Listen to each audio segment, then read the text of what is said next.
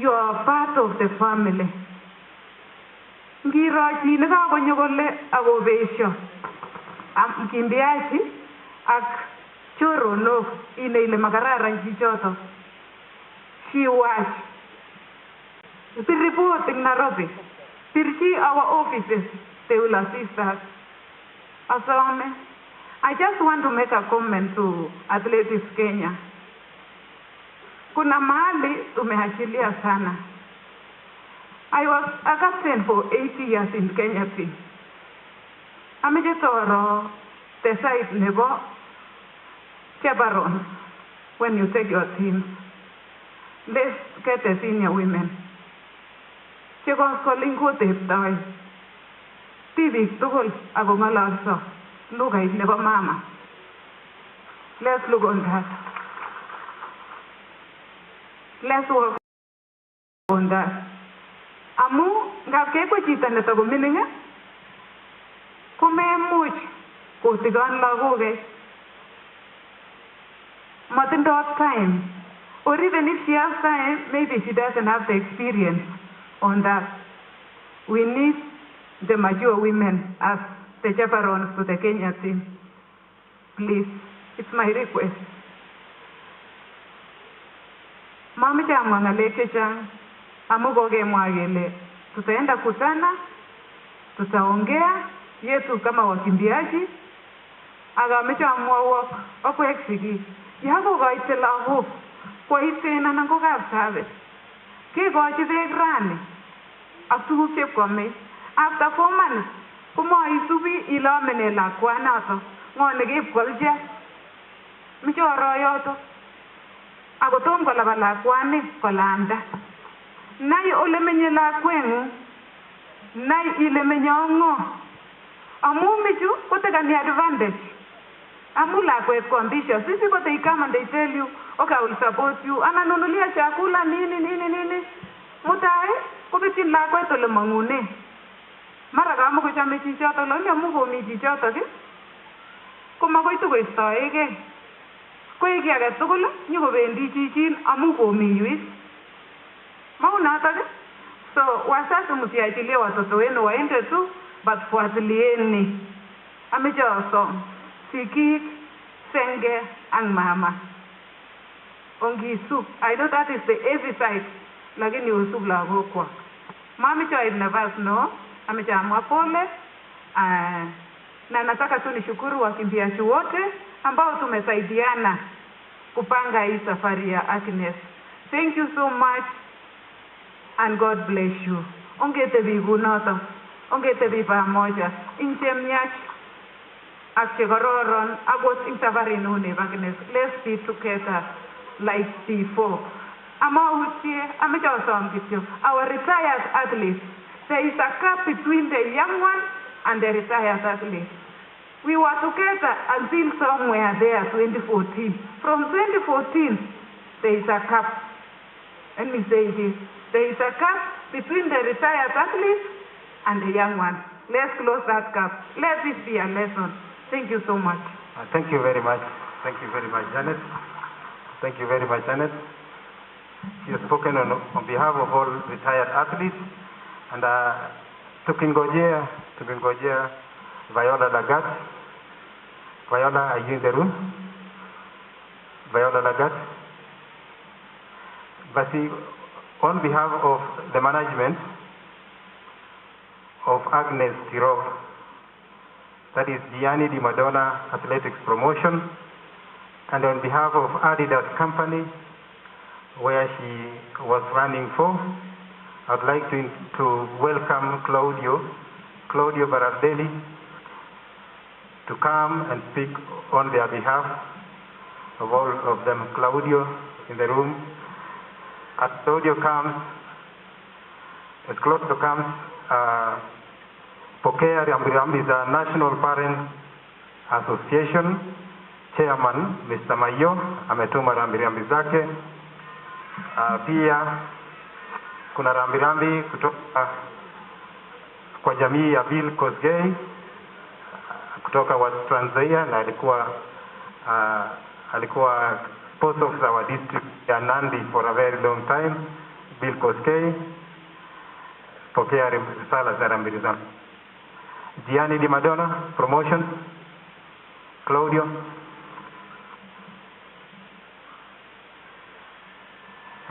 As we wait for them. Okay, as we wait for them.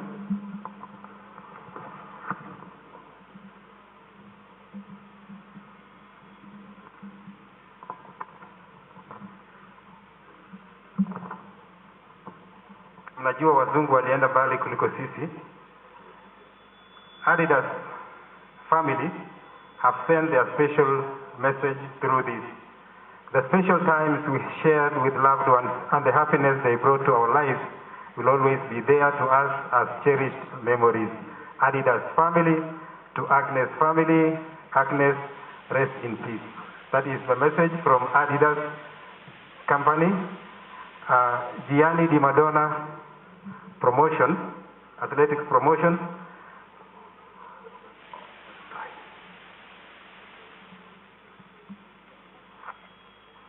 Gianni Di Madonna athletics promotion wametuma pia risala zao with sincere sympathy in this difficult moment, praying with God, praying that God comfort and console you and lead you with His love in the future. With deepest sympathy from Di Madonna athletics promotion, Agnes, rest in peace. Kwa sasa hivi tukiwa tunangojea the Gianni promotions wako mbele hapo kidogo, I want to move for an interlude. Athletes wote wameuliza, they have a special song for their own here. Before we move to the Athletics Kenya management, nitawapatia tu ruhusa hao wanariadha ambao wako na nyimbo moja tayari, DJ ako nayo, tutaiweka hapo, alafu tuende Athletics Kenya. In a very brief moment we hand over the program to the next phase. So athletes wote, you have only 2 minutes to do so.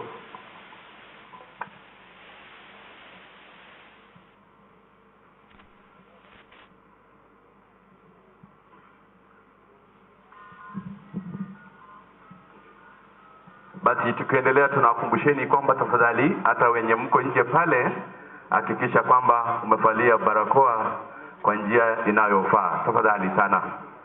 Tunawaomba namna hiyo. Hakikisha kwamba barakoa umevalia kwa njia inayofaa.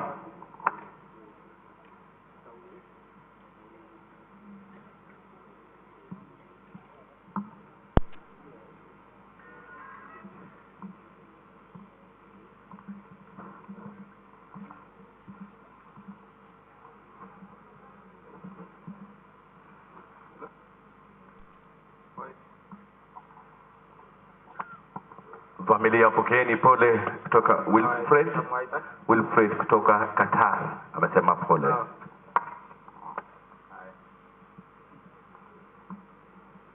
Karibuni athletes wetu, just move forward.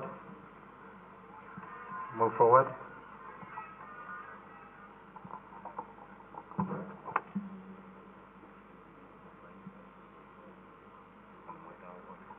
Isaac Kimaru ambaye ni rafiki ya jamii hii ametuma risala zake za rambirambi kutoka Kimokoji.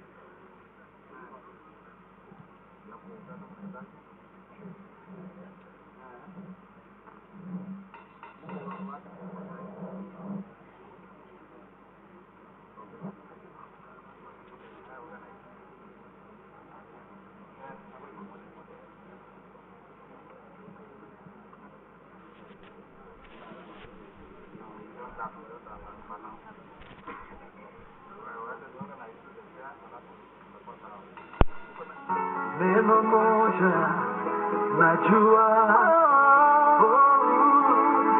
ni salama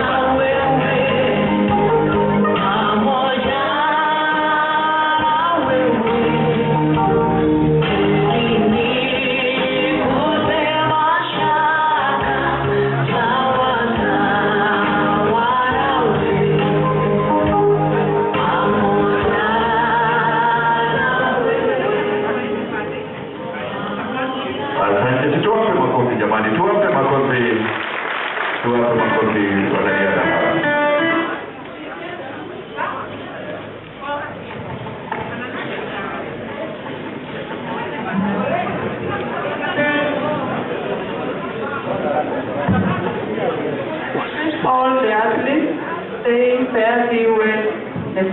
Papa, fare thee.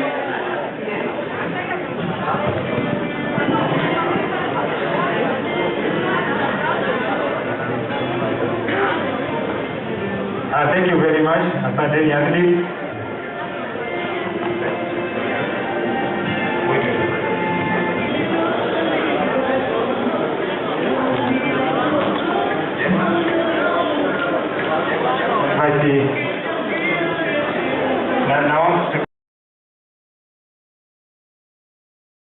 Ziona Lagat Baki na Claudio na Rateli kuja mbele. Basi karibu sana Your Excellency the Governor. Karibu sana. Basi tupewe Nandi County, tupewe nafasi kidogo kama na wetu wanapoingia. Karibu sana. Karibu tuomboleze pamoja. Karibu sana Your Excellency the Governor. Vile vile tunamtambua kuwepo kwake Senator Nandi County, Honorable Gerald Gay, yuko nasi. Karibu tani.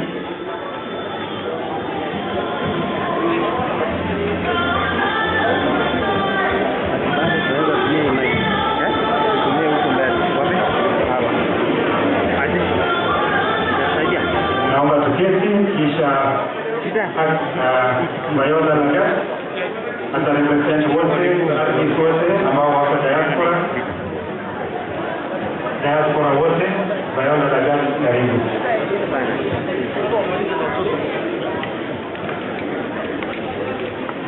Thank you. The Governor of Nandi County, Wakili Khan, other governors present, senators present, senators present, members of the parliament present, women representatives present, MCAs present, members of the international community present with us, family of our late sister Agnes Tirop, and the entire athletics family within the country and from all over the world. Good afternoon. Is it morning? Good morning. I'm here to convey our sincere condolences on behalf of my own family and on the behalf of the family of athletes. Dad, Mom, we are really sorry for the loss of our sister. We are really sorry for the loss of your daughter. Agnes was a hero. She inspired the whole nation. She inspired the rest of the world. I looked up to her. She was much younger than me, but she had achieved so much that one day I hoped I would do the same. Today I'm here because of one issue. This gender-based violence issue. I'm standing here because something has to be done. And it has to be done now. Not tomorrow. Not any other day. It has to start today. We are here because we're putting our sister to rest. But we are also here to raise our voices. We need to be heard as women. We need people to understand that we are not tools. We are not anyone's property. Men understand this. We are assets, but we are also someone's children. Please respect us. Please love us. Please value our hard work. As an athlete, I understand what it takes for me or for any one of us to reach where Agnes had reached. It takes so many hours, so many days, so many months, and years of preparation, years of sacrifice for us to raise that flag so high and for the whole country to feel so proud of their athletes. I just have one issue. As women, we have people that we have elected to represent us in the parliament, in the society that we look up to. In the name of women representatives, where are you? Are you doing anything for us? A women representative from Nandi County. I am from Nandi County, Kaptel location to be specific. I have never seen you anywhere in my village. Where are you? Have you created any seminars to reach out to these victims of domestic violence?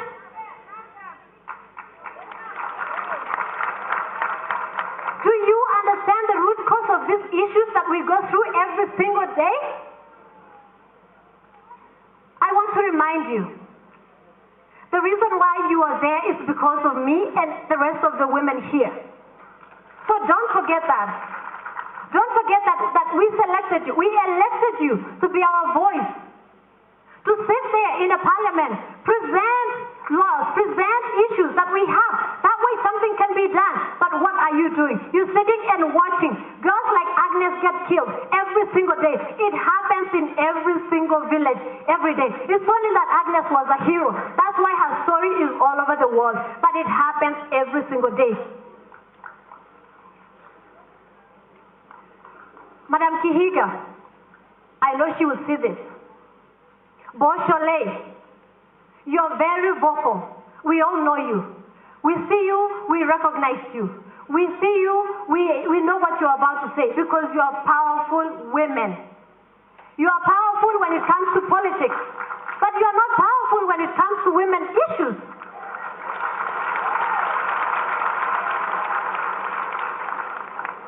I am really disappointed, and it has come to a point where we need to make changes. Women representatives, if you're not going to do anything for me, for my sister, for my mother, and the generation to come, please go home. You don't belong there. You're not supposed to be there. So, I know, family, I'm so sorry. I am raising issues. It's supposed to be the day for you to mourn the loss of our daughter, our hero, our legend, our champion. But I understand that at the end of this event, no one is going to come back to ask you how you truly feel, what you're going through, the nightmares that you're going to suffer from now on until the moment that you finally heal. So allow me to take this moment to address them and let them understand that we are in pain and we need something to change. My question for the President of the Republic of Kenya, His Honorable Uhuru Muigai Kenyatta. How do you feel when an athlete raises the flag so high at the finish line? How do you feel? Do you feel proud? Do you feel like we are the loyal citizens that you are so proud of? Now my question is, how did you feel when you got the news about Agnes? Did you feel pain? Is anything going to be done? Have you done anything so far? Mr. President, please, we do not want to continue hearing you ask for people or command for these suspects to be arrested. We want you to command for laws to be passed that protect women and children in this country.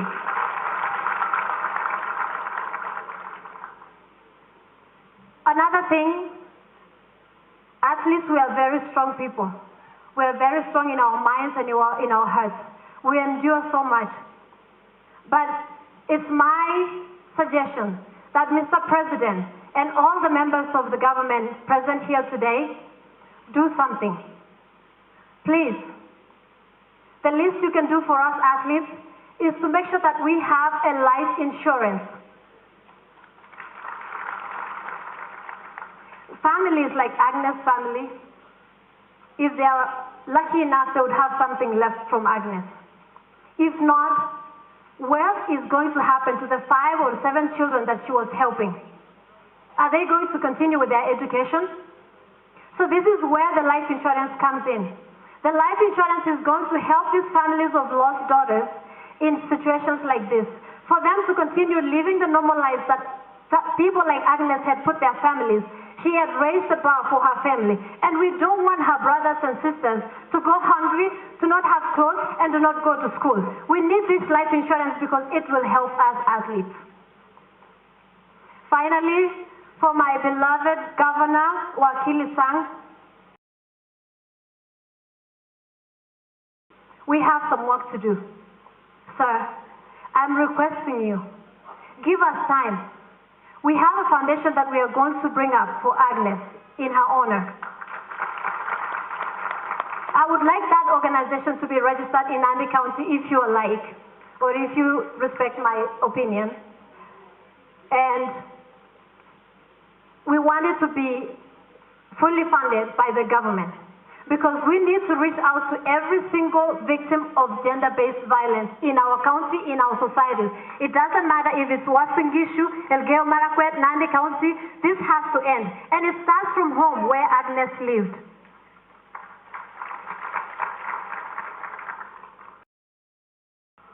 So thank you so much.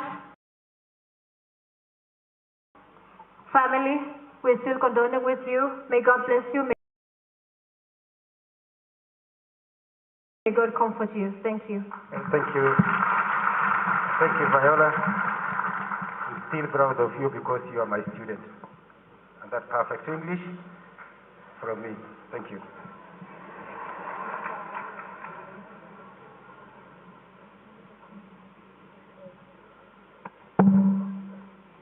Sorry. We have a representative from Adidas, the company that represented Agnes. And on behalf of other agents, I would like to welcome Julian Di Maria.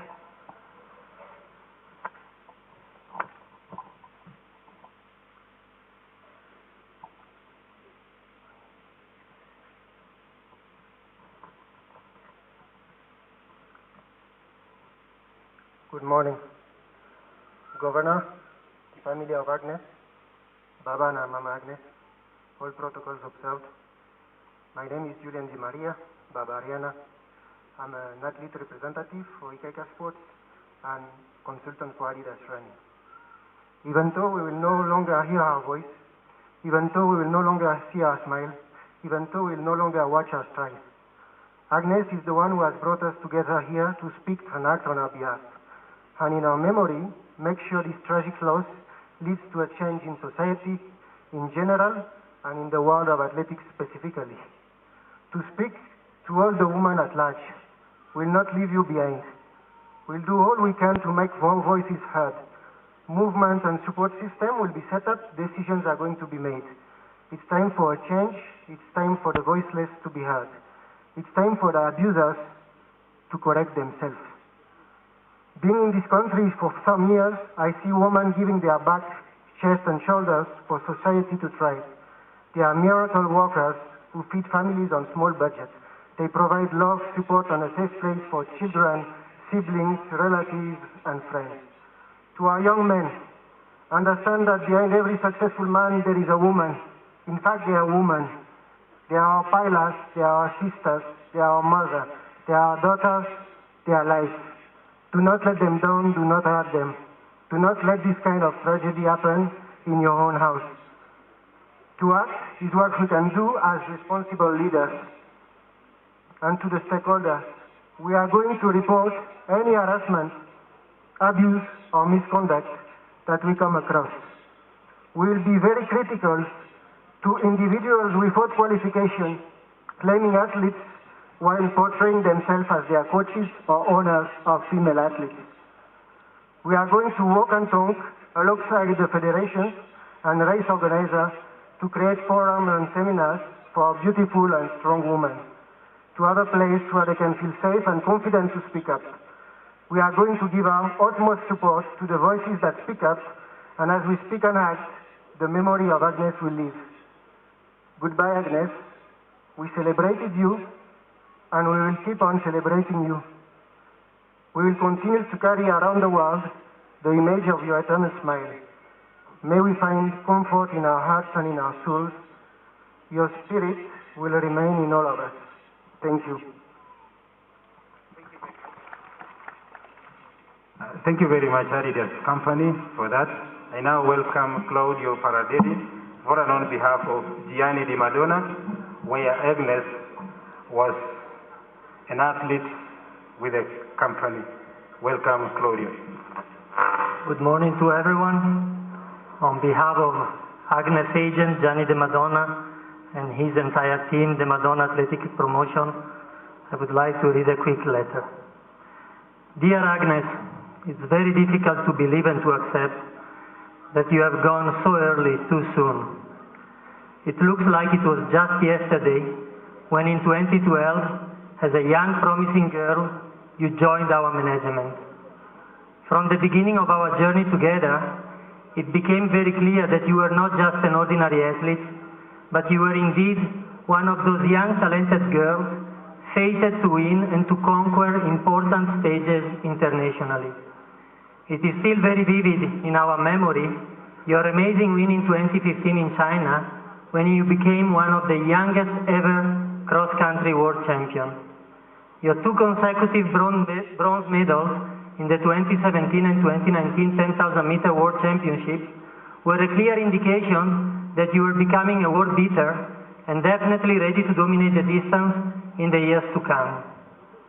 Just few months ago, you spent some time with us in Italy because a knee problem was bothering you and it was putting in serious danger your participation at the Olympic Games in Tokyo.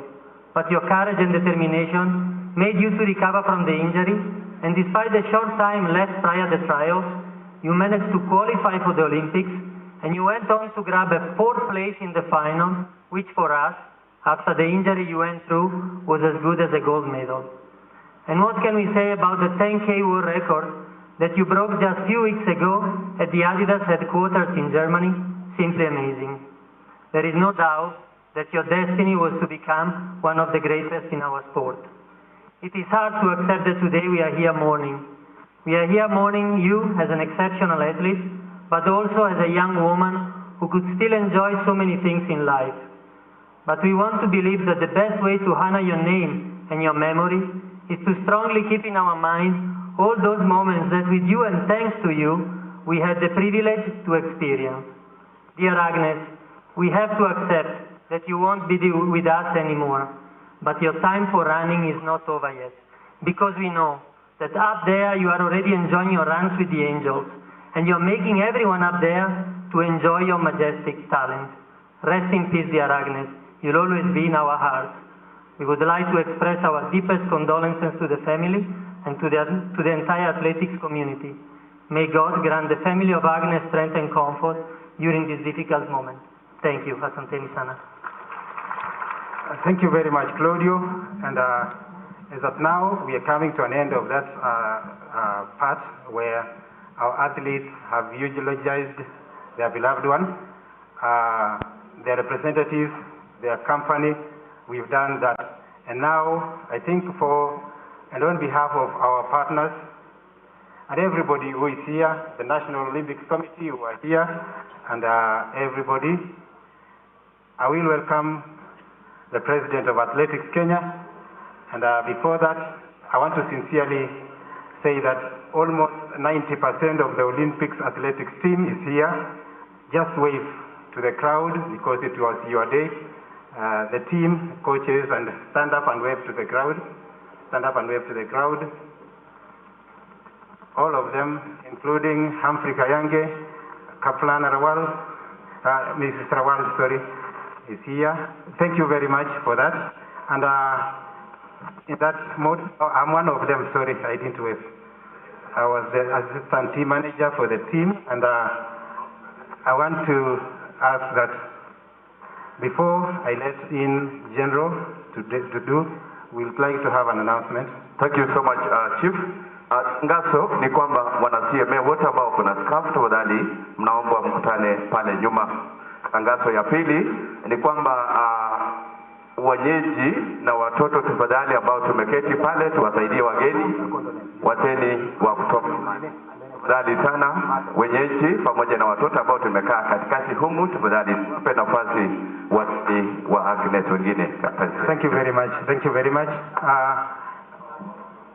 Lieutenant General retired Jackson Tuwei, President Athletics Kenya, welcome to the stage to take over and finish your part with Athletics Kenya. Thank you, President.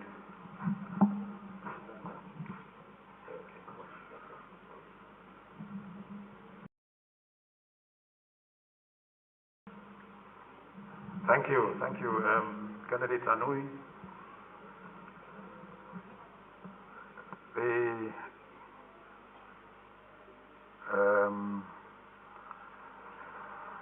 I can see everybody is very ready and active as we continue with this program. Governor, Nandi County, Your Excellency, the Senator, Nandi County, County Commissioner, Mheshimiwa MP ya area hii, Bwana Kogo, all the waheshimiwa ambayo wako hapa, government officials, athletics officials, wananchi wote, waomboleza wote, hamjambo. Ningependa kuwauliza tu kwa heshima ya kwamba wakati tunaendelea tupatie huyu mwanariadha ambaye ni shujaa heshima yake, tukisimama dakika moja sisi zote, alafu tupatie heshima wakati when we are sending her into her final resting place. So tafadhali sisi zote tusimame dakika moja. Thank you.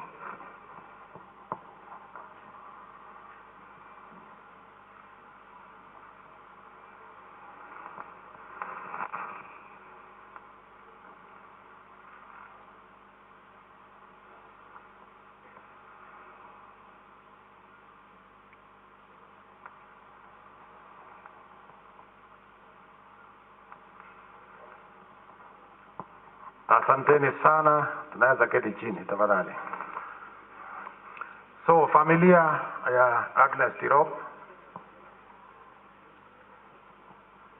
leo tumekuja kuomboleza mwenzetu ambaye tunamsindikisha. Mnajua kwamba sisi pia namna mmesikia hata kutoka kwa athletes, we also have a family, athletics family. And that is why we are all here.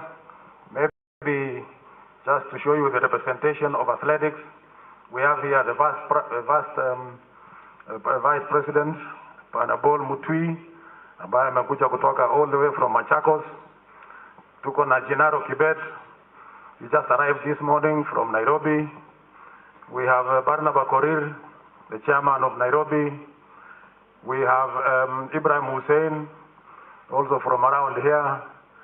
We have Bwana Bosire. He has come all the way. He is the principal of Sigalagala Technical School in Kakamega County. And we have all, of course, officials.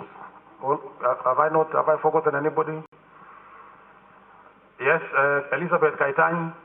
She's a representative from the Federation. John Kimeto is the chairman. Bomet County, Milka Chemos, athletes representative. She was herself a world champion in steeplechase for a very long time. Tuko na our officials here, Jessica Shiraku, who is in charge of all the physiotherapists ambayo wanaangalia athletes na kila mtu mwingine.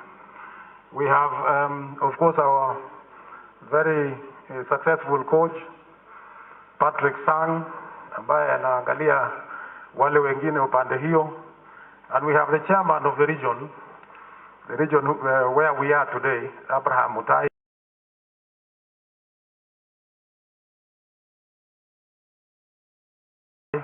And his team ambao wako hapa. Billy Koskei and senior chief ambaye amekuwa hapo mbeleni. So we have everybody here and all the coaches and of course the National Olympic Committee, they were also here the other day and they are represented here in full time. Then we have Yes, David Rudisha, all the way from Kilgoris. He is also the athletes representative in Athletics Kenya. So we take care of the Athletics Kenya in full, and we make sure that they are, all their issues are taken care of. Sorry, who is that?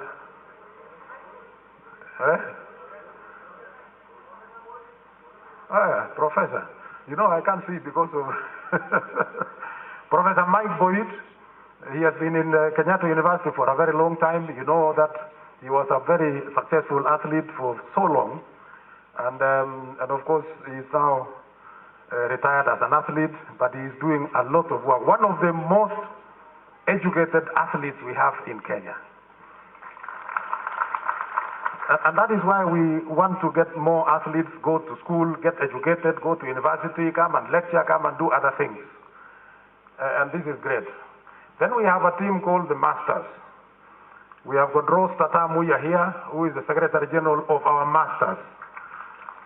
Masters in Athletics Kenya, for those who do not know, maybe let me give you the hierarchy very quickly. We start with what we call kids athletics.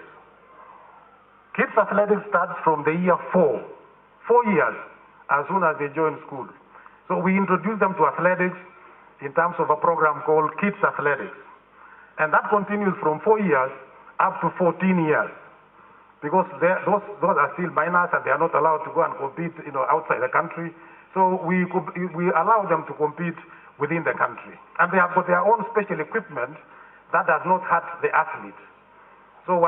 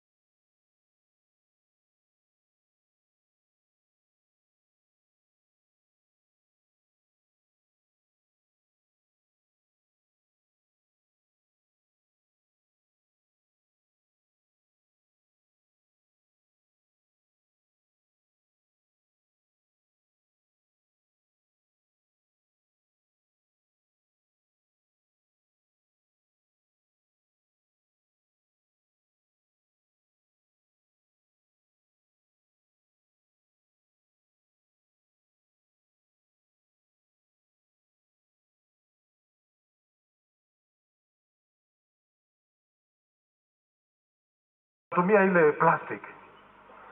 And that is, so we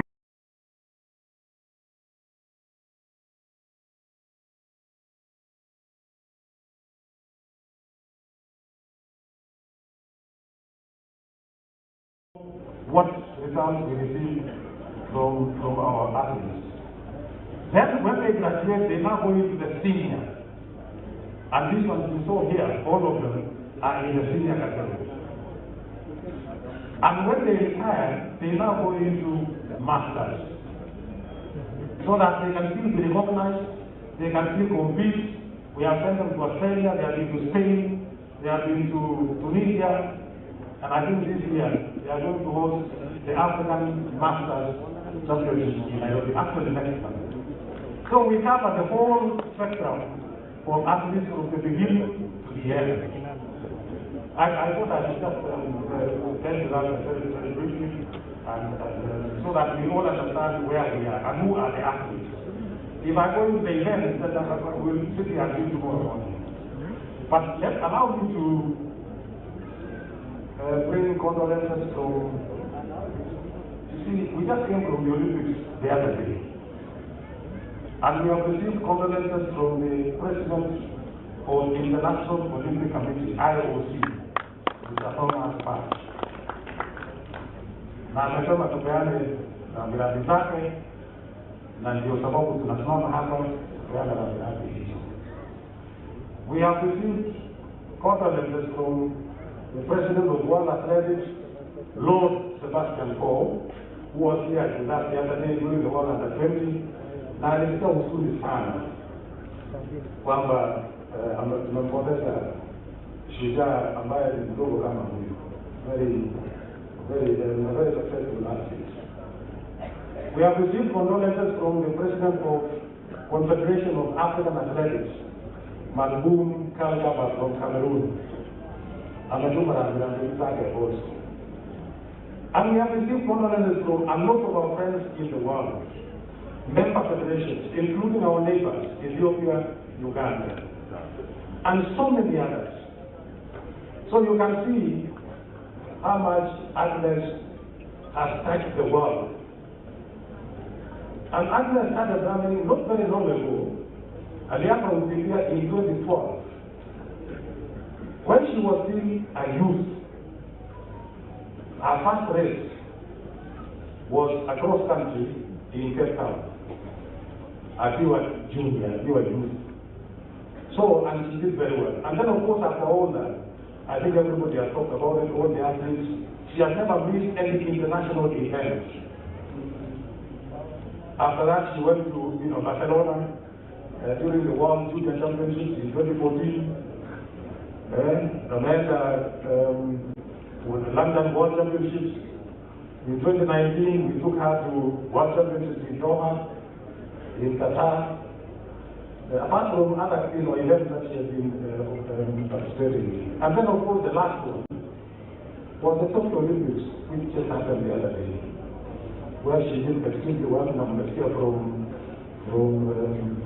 the athletes who are here. And immediately after that, she went to break a 10-kilometer world record in Germany, just 2 weeks ago.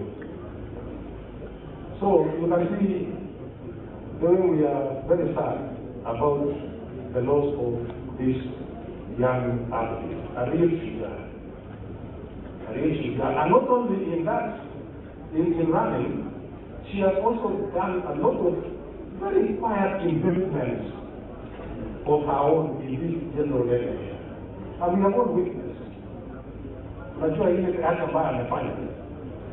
it is there. It is not something that we can talk about without actually saying what it's all about. And therefore, we want to say for them sana for family, for them sana for athletes, because he's an athlete and we are all talking about the family of athletics. I would like, on behalf of Athletics Kenya, to thank His Excellency the President, Uhuru Kenyatta, for giving a very strong directive immediately she had what happened to her.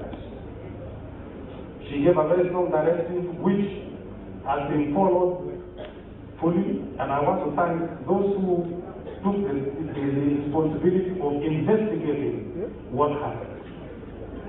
And as much as we don't know the results yet, but I can assure you things have moved very, very fast and very, very well. So I really want to thank the President for coming up very strongly on that. I know, of course, the investigative team is still on the ground, and I'm sure they will continue until they unearth everything that happened, and of course, even identifying the property and everything else. So, we in athletics, we have taken our athletes through a lot of lessons in the past. In 2015, one of the major problems that we had as athletics was doping. And we decided that we must hold seminars to educate our athletes in terms of drugs, doping, and so forth and so on. And we have done that ever since up to today. So that we guide our athletes on what should be done, what to expect, and what not to do. You remember in 2016, again, His Excellency the President sent a very strong team to Canada just before ADAG was formed. And immediately after that, ADAG was formed, and we have been working together with Anti-Doping Agency of Kenya to make sure that we educate our athletes in everything that is being done about the drugs. And that is why up to today, you can see it has reduced to almost nil. Almost. In 2015, 2016, 2017, we had a lot of athletes who were involved in this, but now it has been reduced to almost nil. And I hope, please, I hope all of us, let us actually reduce it to nil. In 2017, we realized that we could not just do doping alone. We decided that there were other topics that were affecting our athletes.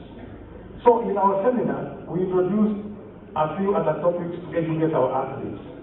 Some of those topics included investment, property management, it included income tax returns, it included retirement, it included family matters, it included so many other topics that we thought were important, integrity and values of this country. We included all that, and that is what we have done, taking through our athletes all the way up to what they are today. Now, it appears that as we are doing all that, now there's a new phenomenon. And this new phenomenon is about mental issues and gender issues. And now we are going to take this very, very seriously, I can assure you, because that is how we have come from 2015 up to today. And these are challenges that keep coming every now and then. And I'm happy that we are all here because we are not the only ones who are doing this. And I think even the athletes have talked about it.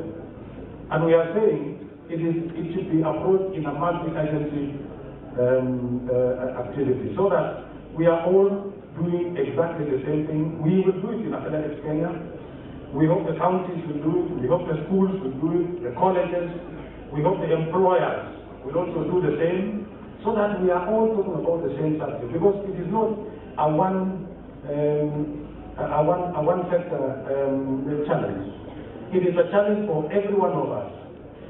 So tujaribu kuangalia so that we can save this situation, because it is a very serious situation. We will do our part. And immediately after this, we are going to set up a small task force for athletes only to see what are the challenges that they are going through. And I think that is what we have discussed here. So we will look at that. We will look at that and we will see what exactly we can do. Of course, when we talk about this, when a child is born, it is the responsibility of the parents on their own. As they grow up, they go to school, then you bring in now the teachers, the headmaster and the teachers. As they go beyond that, they now go into the society, including athletics, including employment, including family issues, and so forth and so on. So how do we get them through all this process?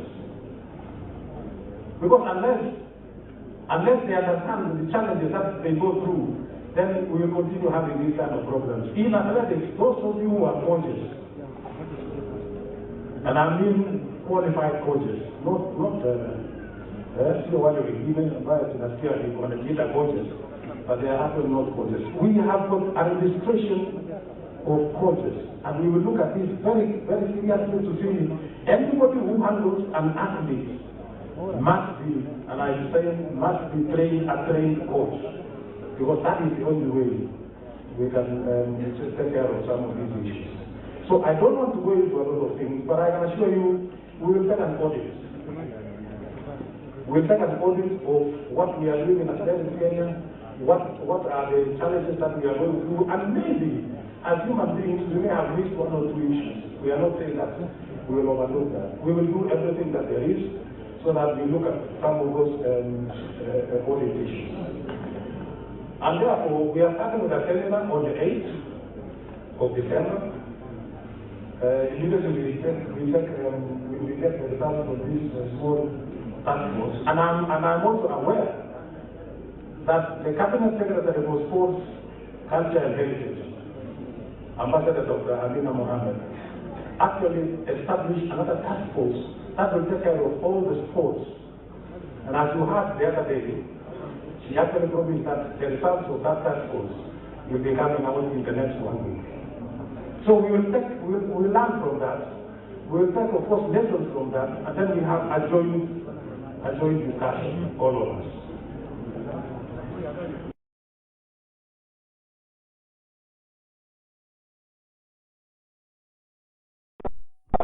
All the properties from Agnes, they will buy the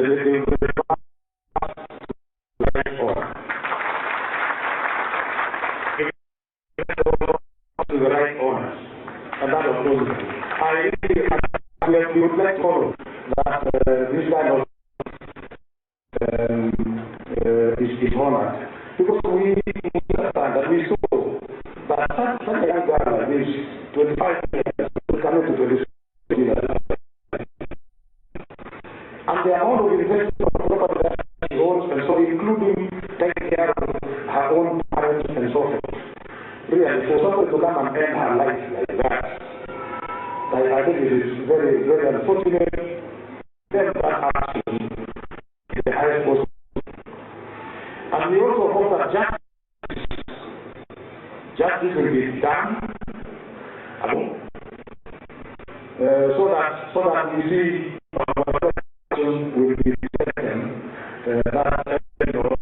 That's why, of course, this type of thing. And therefore,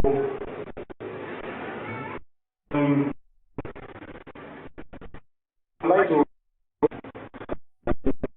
go into a lot of other details. Allow me to thank the country that has taken here 2 months since this thing happened. I'd like to thank the care of I would like to thank the family because they have been very patient. Very patient. Every time that we come here, I would like to say that they have been very patient and they have understood the problem. I would like to thank our Nandi and the whole team for the support that you have given to this community, to the family, and to everybody. The family who has also been here. I would like to thank everybody who has supported the neighbors, the relatives, all of us. I would like to thank each one of you.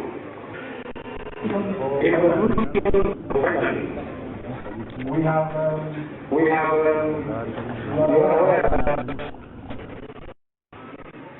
run something called Continental Tour events. This was one in Africa. For 3 consecutive years, last year, this year, and next year. That continental event, we have proposed that too. We made a level of 50 long classes in honor of the Jogi Kano, who has done a lot for this country. And as we continue, because of the success of hosting that event and other events, the other day we were also given a cross-country continental tour to host here in Kenya. And when we sat in a very Kenya, we decided that cross-country will be held in Eldoret in February next year. And since this has happened as we are preparing for that event, we are going to honor our athletes, Agnes Tirop, by giving her the name of Agnes Tirop Memorial Cross Country Tour in Eldoret. So that event that is going to be held here in Eldoret will have the name of Agnes Tirop. We have already agreed with the World Athletics, and that will continue as we go into the future. And I can assure you, those who are here, anybody who would like to be honored, you should never have been suspended because of either a discipline or a drug testing or anything. So those who are being honored are really people who have a lot of respect not only here but everywhere in the world. And therefore, I want to say thank you very much once again. And we are very sad, of course, we are seeing our athletes in the last tour as we have been. So for Sana athletes, thank you for the support you have done. Thank you for even, all these ceremonies you have done here. It shows that you are one and one family, and we are all in the same thing. Thank you very much, and may God bless.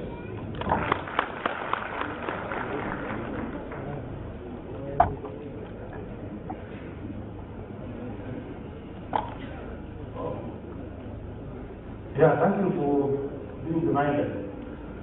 I'm told that we have other foreign athletes who are here. Could we ask them to stand? Those who have come from outside Kenya, if you are here, please.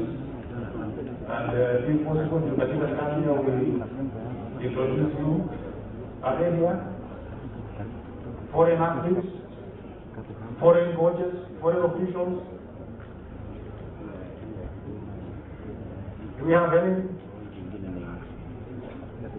Okay, kama hakuna, maybe bado wako na pia wako somewhere. Uganda, from Uganda specifically. Uganda? Okay, labda bado wako nje, lakini nasikia wako around. So wale ambao wamekuja wanakaribishwa, and thank you for coming. All the very best and God bless. Thank you. Thank you very much, President. Thank you very much, President of Athletics Kenya. Welcome, Kenya. Secretary Odinga, welcome. Ladies and gentlemen, from here now, we'll be moving to another program, but before we go to the next program, there is some announcement. First, Eliud Kipchoge attended condolences in Greece for a national assignment. Catherine Dereba, together with Athletics Kenya Prisons, have sent their condolences. Joseph Ochieng from Nyanza South. Catherine is here with us. Catherine and Athletics Kenya Prisons. Thank you very much. Joseph Ochieng from Nyanza North, Ametuma, Nyanza South. Demotic Athletics Camp, KDF Athletics Kenya, Ametuma pia. The Magira family, the fraternity of Bahrain athletes, led by Rose Chelimo, Ametuma. We have also Father Stanley Tarui. Thank you so much, Chief. Matangazo machache, bado tunawasihi tafadhali wenyeji kidogo tu tuwape nafasi wageni. Basi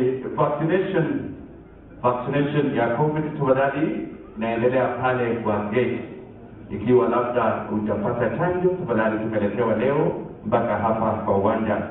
Ya pili ni kwamba matangazo hayo yanapeperushwa moja kwa moja na AK ama Athletics Kenya Facebook page pamoja na YouTube. Pokea project kutoka Lanson Foundation tukiongozwa na Alfred Koet Sajin, Benjamin Kitu, Chairman Nandiga Kaburua, Joshua Sang, Emo FM na Mwenyedewa for Life, James Tanui ambaye ni veteran broadcaster ya Kalenjin, amesema pole sana. Kuna notebook ambayo iko naye hapa, ilianguka wakati athletes walikuwa wanaimba hapa. Tafadhali niko na notebook ya KWS. Tanui. Thank you very much. Thank you, Vitaly. Now we want to go to our leadership, and it's my honor and pleasure to welcome the area MP, Honorable Dr. William Wilson Kogo. Welcome.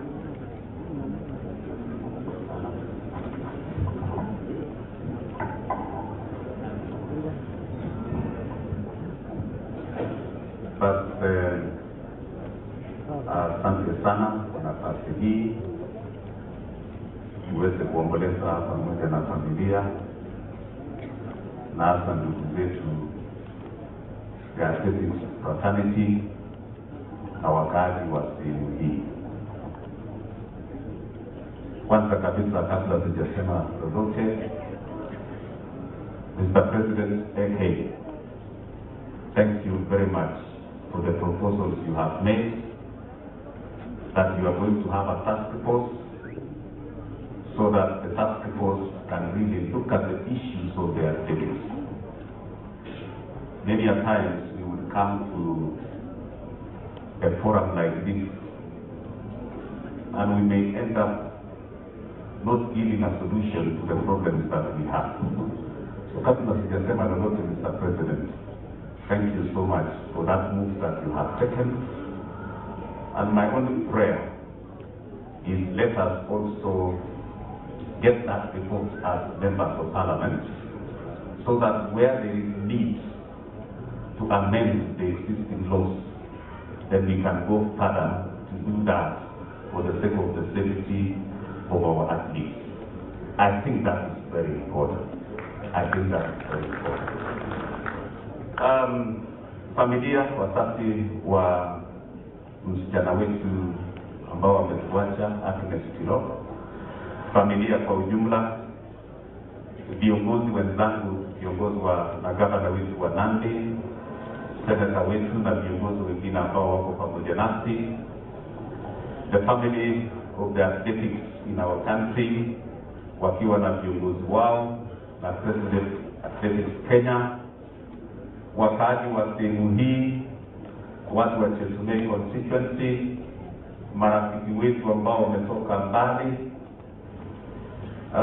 CS wa sports ambao wameungana pamoja nasi siku ya leo, commissioner wetu, na wote ambao wamekuja kwa ajili ya maombi ya siku ya leo na kuomboleza katika mashishi hii.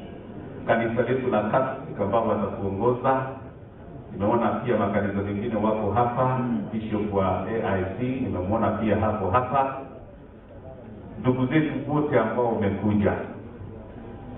Mimi ninaposimama hapa kwa majina Daktari Wilson Kogo, vile mmesikia mimi ni mjumbe wa sehemu hii.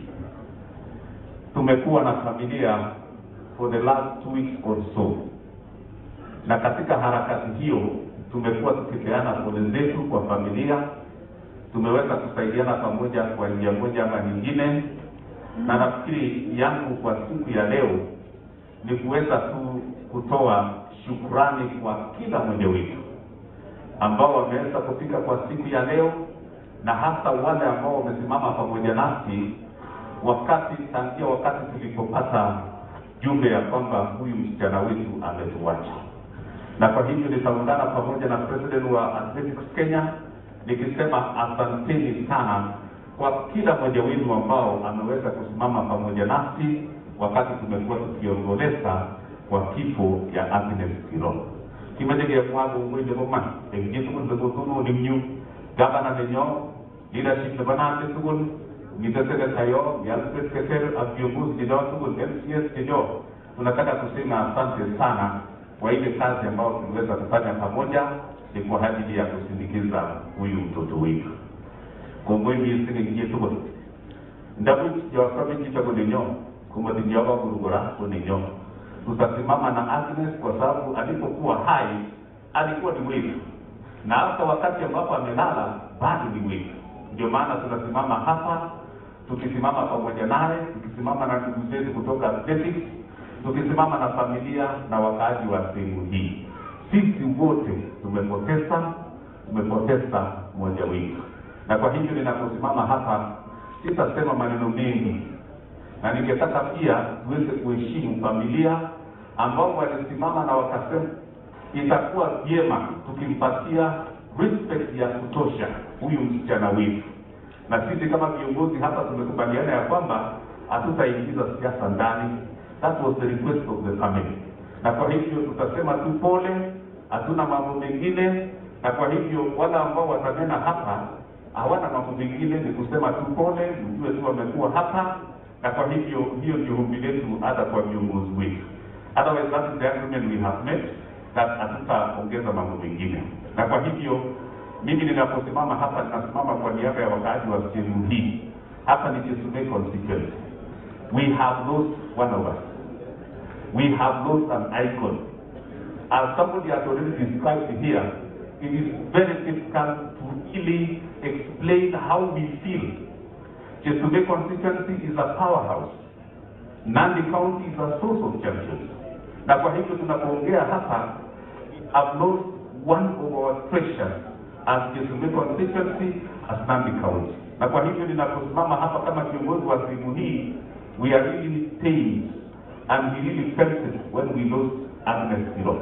Na kwa hivyo niseme tu kwa ufupi ya kwamba mimi na familia yangu na kwa niaba ya wakazi wa sehemu hii niweze kusema pole sana kwa familia, niweze kusema pole sana kwa wazazi wake, pole sana to the athletic fraternity, pole sana kwa wakazi wa sehemu hii na sisi wote ambao ni marafiki wa wakimbiaji wetu.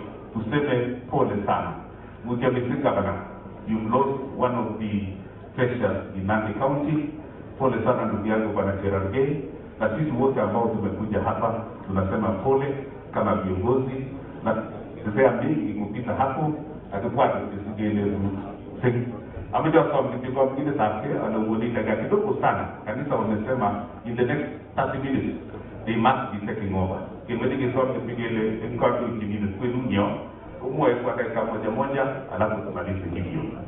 Kabla sijaita gavana wetu na seneta wetu, wacha nimwite sasa commissioner wetu wa Nandi aweze kutoa pole zake, alafu tuharakishe tu namna hiyo. Within a very short time tutakuwa tumemaliza. Commissioner wetu kuja upeane pole zake.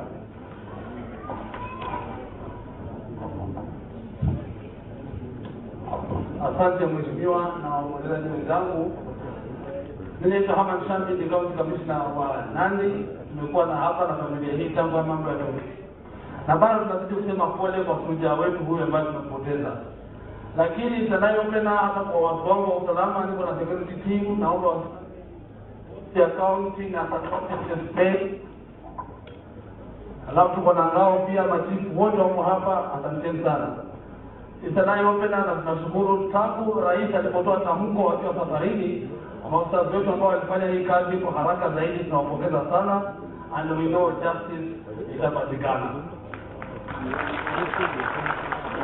Lakini tuweze kukumbushana, nafikiri tumefunguka macho sasa, na najua AK wako na branch yao hapa Nandi, nafikiri tutafanya kazi kwa karibu sana. Kumbe kuna wengine wanakuja wanajifanya ni makochi, kumbe ni makanjanja. Unajua kwenye msafara wa mama utakuta pia kuna burukenge. Mama wakiamua kuweka mkia juu, burukenge anaweka juu, hati afikirike yeye ni mama, kumbe si mama. Kwa hiyo bwana, sisi tutakuwa chonjo, hata wale asubuhi yote wakikimbia tutakuwa tunaangalia. Lakini la pili nalo kuhakikisha kwamba hawa wakimbiaji wetu ambao ni wadogo pia waendelee na masomo yao. Hayo ni mambo muhimu sana.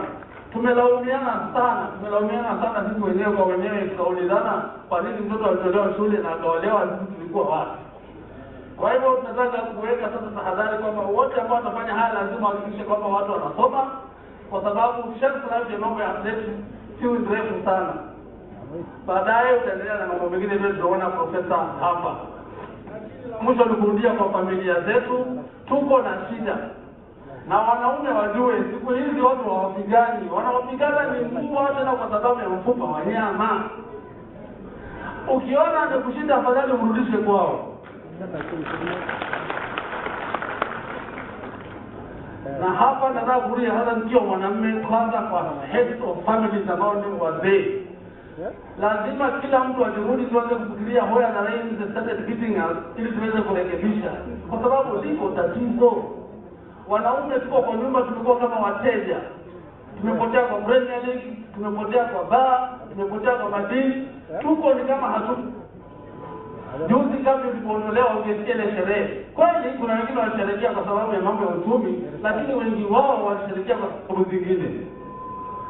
Vijana pia mpaka tujiangalie, hata kama serikali inajaribu kuwashughulikia mambo yenu, lakini na sisi pia lazima tuwe responsible. Mambo ya madawa ya kulevya, chang'aa, hapa tunajaribu kumwaga pombe, lakini hata tufanye nini mpaka sisi wenyewe kwanza tuweze kuamua kwamba tutachana na haya maovu.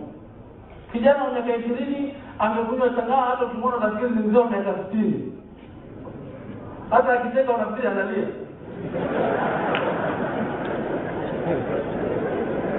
Lakini na wazazi pia, kuna wakati sisi ndio tunarudisha vijana wetu kwa mambo kama hayo. Ukienda kabisa betao mtungulie M-Pesa zote pale ndani, unakuta ni mtoto msichana, kwa sababu mwanamume ni mwizi abaki kijijini. Alafu ya msichana akituma 500 kwa mama, huyo ndiye mtoto. Huyu mwingine anaonekana kazi kula kimnyesi bila kufanya chochote. anaanza kutukana na kusutwa, hayo yanamfanya aende pachang'aa, kwa sababu he's trying to numb himself from the realities of life. Nataka kuamua kuanzia leo, vijana tuanze kurudi, wazee tuanze kurudi, tuweze kwenda njia moja. Ya mwisho kabisa, kesho yetu hata na ugonjwa huu mambo ya corona haijulikani. Ni afadhali ukenda mtu akiwa amesawazisha mambo yake. Kama kuna yeyote hapa amekosana na mwenzake, mimi naomba kabla saa 12 leo jioni omba msamaha. Na ukiona mlikosana sana huwezi kumwongelesha, Mungu ameleta tuma message mwambie I'm sorry. Ajibu, asikujibu, wewe utakuwa umejisafisha. Na maliza kusema bado ugonjwa wa corona huko, mmesikia kuna chanjo pale, nataka kuambia tu ujanja ni kuchanja. Nataka kuongea maneno ya mtumishi wa Mungu Paulo alisema, heri wafao katika Bwana kwa maana watapumzishwa taabu zao. Asanteni kwa kusikiliza. Asante sana wetu. Asante sana komishona wetu, tulitusaidia sana, tunashukuru sana. Wacha sasa Wasingishu na Nandi ni kitu kimoja. Na kwa hivyo kwa niaba ya wakaaji wa Wasingishu nimeona ni wengi sana. Wacha niite Profesa Ambassador alafu Jerilim waweze pia kusema kwa niaba ya watu wengi ambao wako Wasingishu. Profesa, huyu ni ambassador wetu kule Pakistan. Karibu sana. Kwa niaba ya wakaaji wa Wasingishu.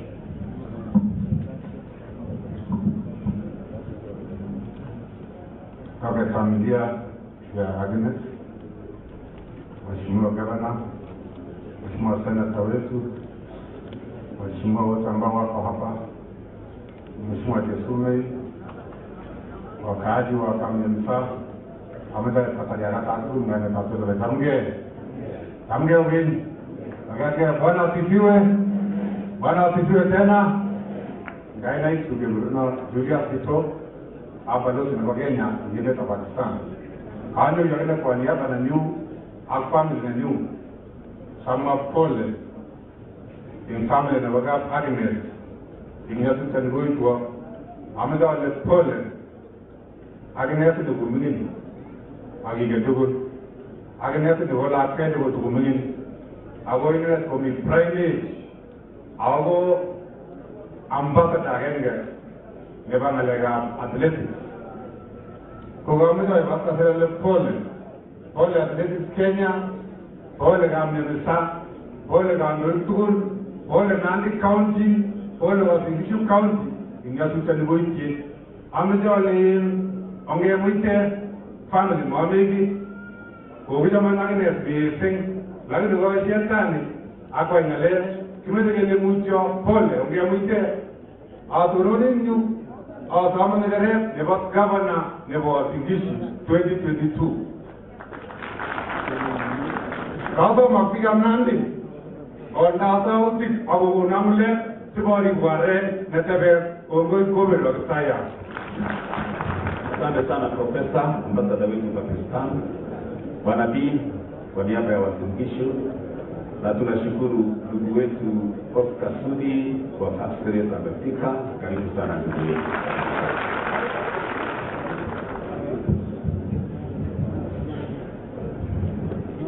Asante sana Mheshimiwa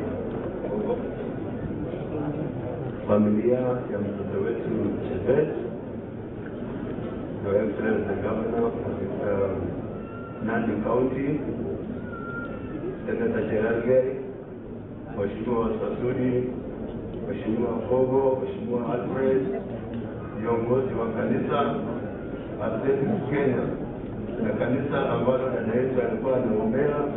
Wacha niwasalimie. Bwana Yesu asifiwe. Tumsifu Kristo. So yangu ni machache sana. Naitwa Jonathan B. Jerelium Wasingishu. Ningependa tu kusoma mambo ambayo watu waliandika juu ya msichana wetu. To the killer.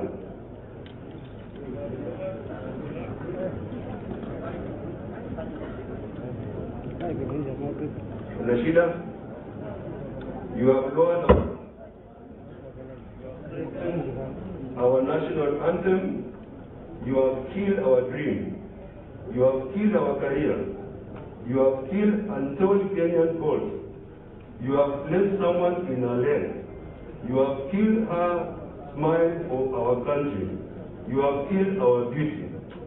Our family has lost their daughter. You have killed a mother, you have killed a servant, you have killed an asset, you have killed a dream, you have killed a career.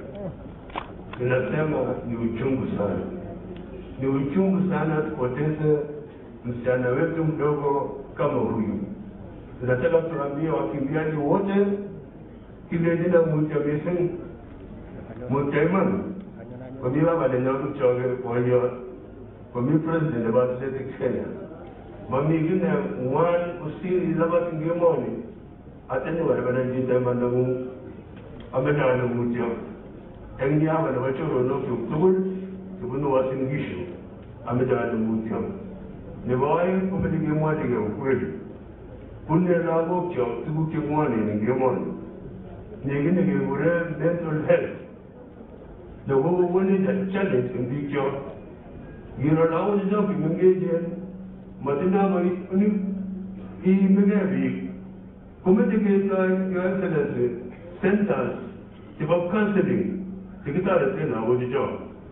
In the Mabatu, call Abueli, Mabatu, Agame, Amuju and the amazing one officer.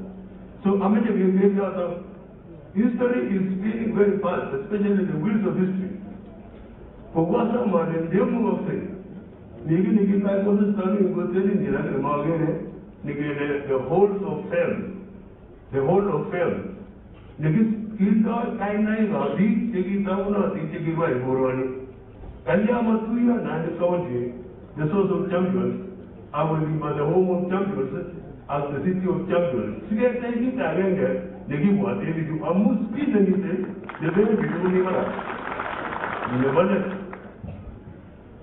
In it, a modest starting was saying in a regular way.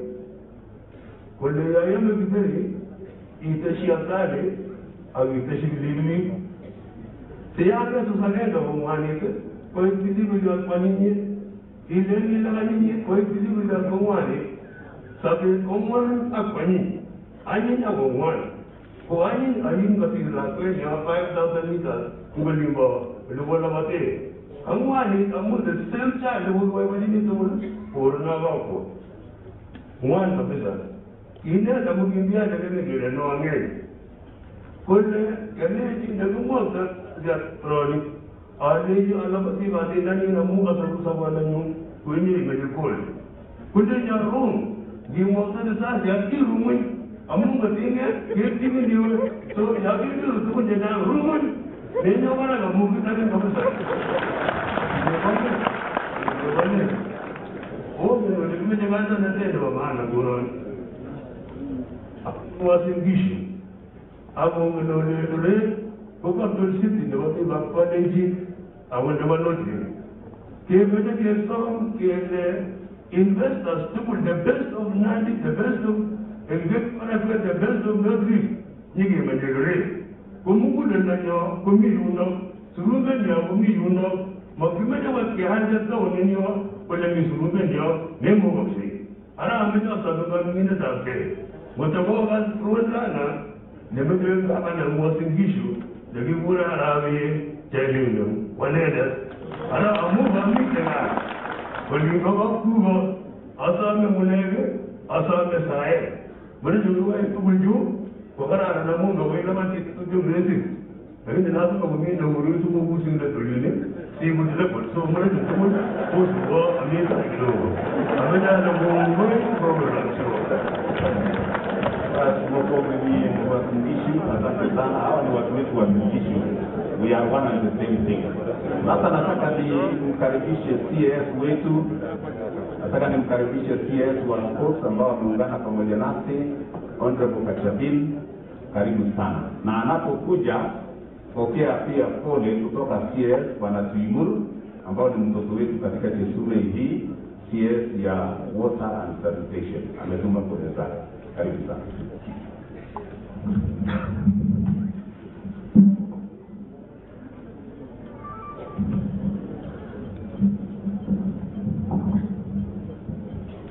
Basi familia ya dada yetu, mtoto wetu, mja wetu Agnes Tirop, viongozi wetu wa kanisa andalizi ya misa ya leo, viongozi wote wa Nandi, viongozi wengine wakiongozwa na gavana, familia yote ya wanaspoti kiongozwa na rais wa Athletics Kenya Jenerali Tuwei, waombolezaji wote ambao wamekuja kuomboleza na familia hii. Bwana asifiwe. Vile umesikia, mimi naitwa CS Kachapin kutoka Ministry of Sports, Culture and Heritage, na nimekuja kuwakilisha waziri Ambassador Mina Mohamed ambaye alikuwa juzi hapa kuomboleza na familia, angeweza kufika.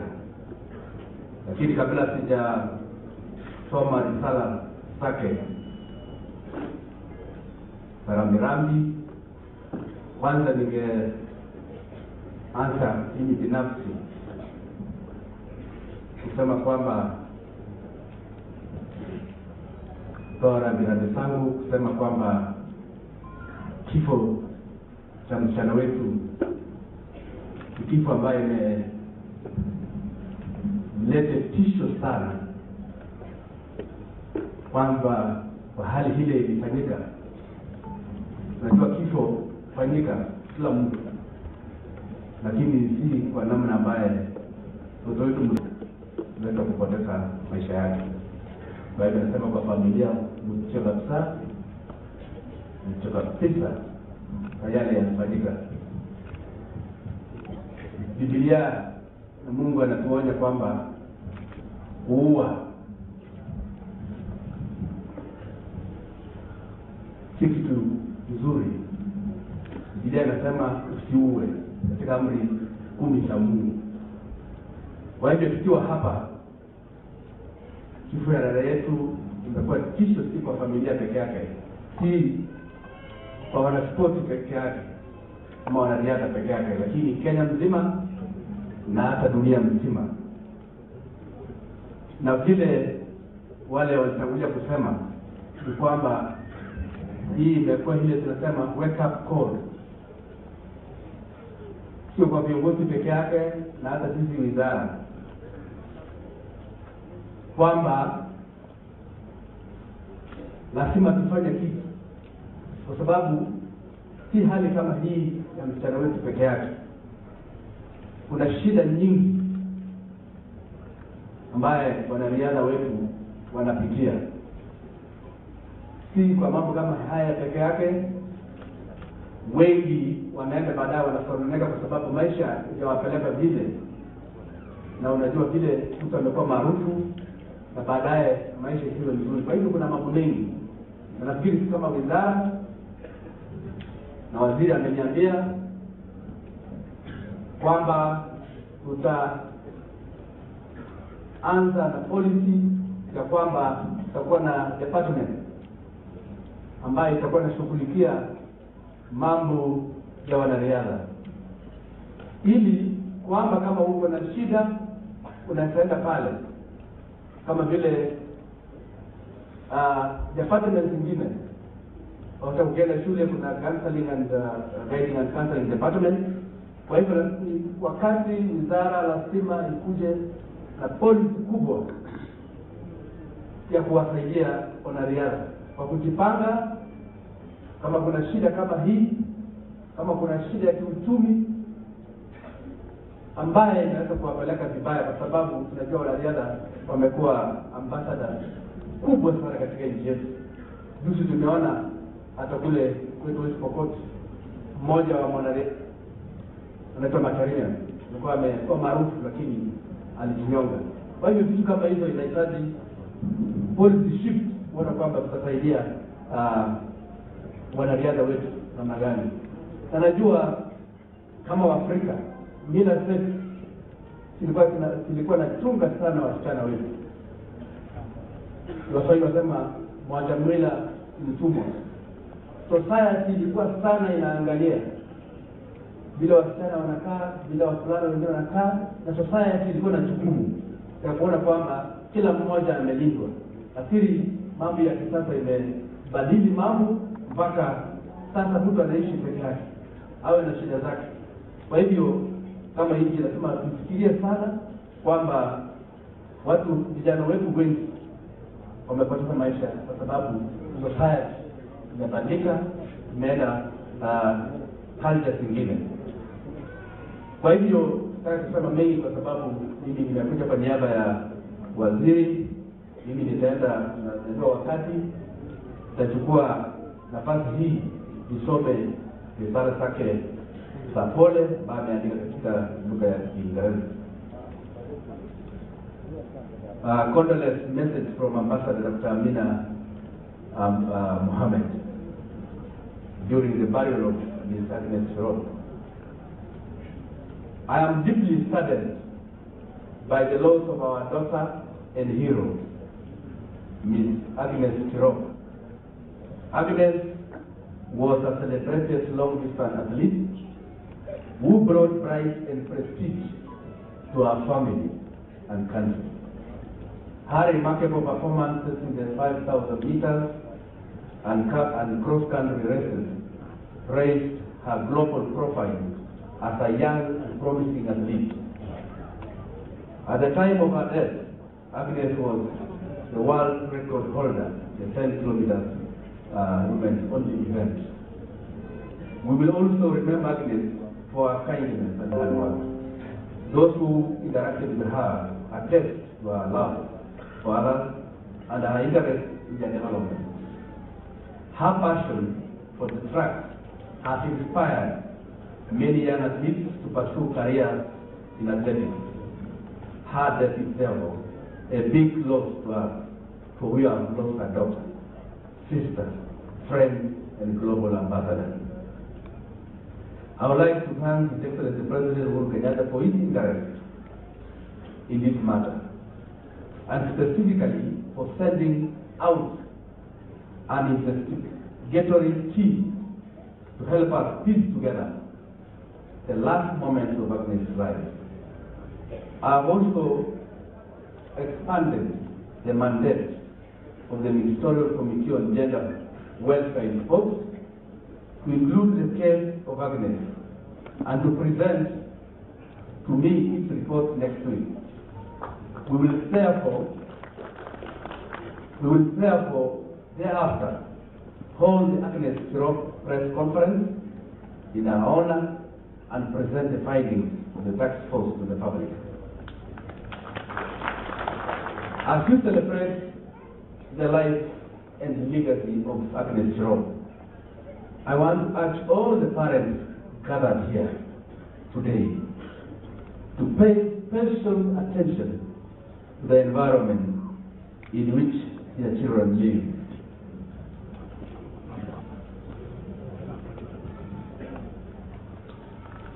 Our children are a reflection of who we are as individuals, parents and society. As adults, we are their first teachers in life. They hear how we talk to each other.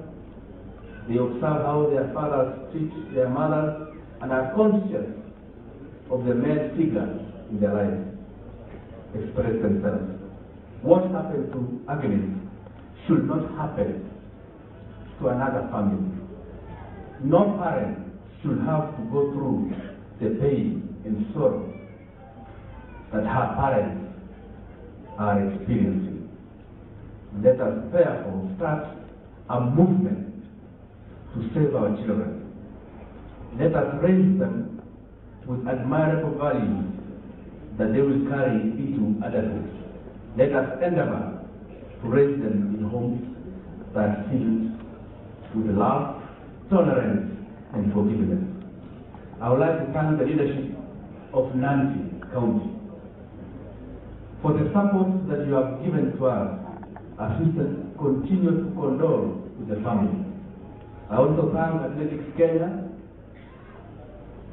and the entire sports fraternity who are here for standing with Agnes and her family. To Mr. and Ms. Tirop, please accept our sincere condolences.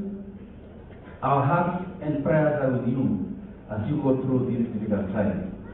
Be assured of our continued commitment and support as we keep alive the memories and legacy of Agnes Tirop. Thank you, Ambassador Amina Mohammed. So I conclude, maybe those from the ministry they are here. I know maybe Mr. President has recognized it. If there are any people from the ministry who are coming us, then you can stand. Thank you very much. Basi asante sana ministry wetu. Atunge wakatisa kwa sababu ni ministry wa sports na wametuma na watu wakubwa sana. And therefore, from now onwards, nimeambiwa na kanisa, they want to take over. Nataka niombe kabisa, we only have elected leaders, lakini kabla ya elected leaders, we still have just 4 people. If you can just say your name and useme tu pole, we will appreciate. Honorable Sarus, former MP, Honorable Elijah, karibu, Kosgei, Alan Kosgei, just come here. Paul Diego, karibu. Just come. Upatai. Authority, because we never taken over the church. No more that you follow and we finish. Governor Elijah, kindly. He's our former member of parliament, a former athlete of Wali, to get one of the double. And then from there, I will just go straight to the elected leaders.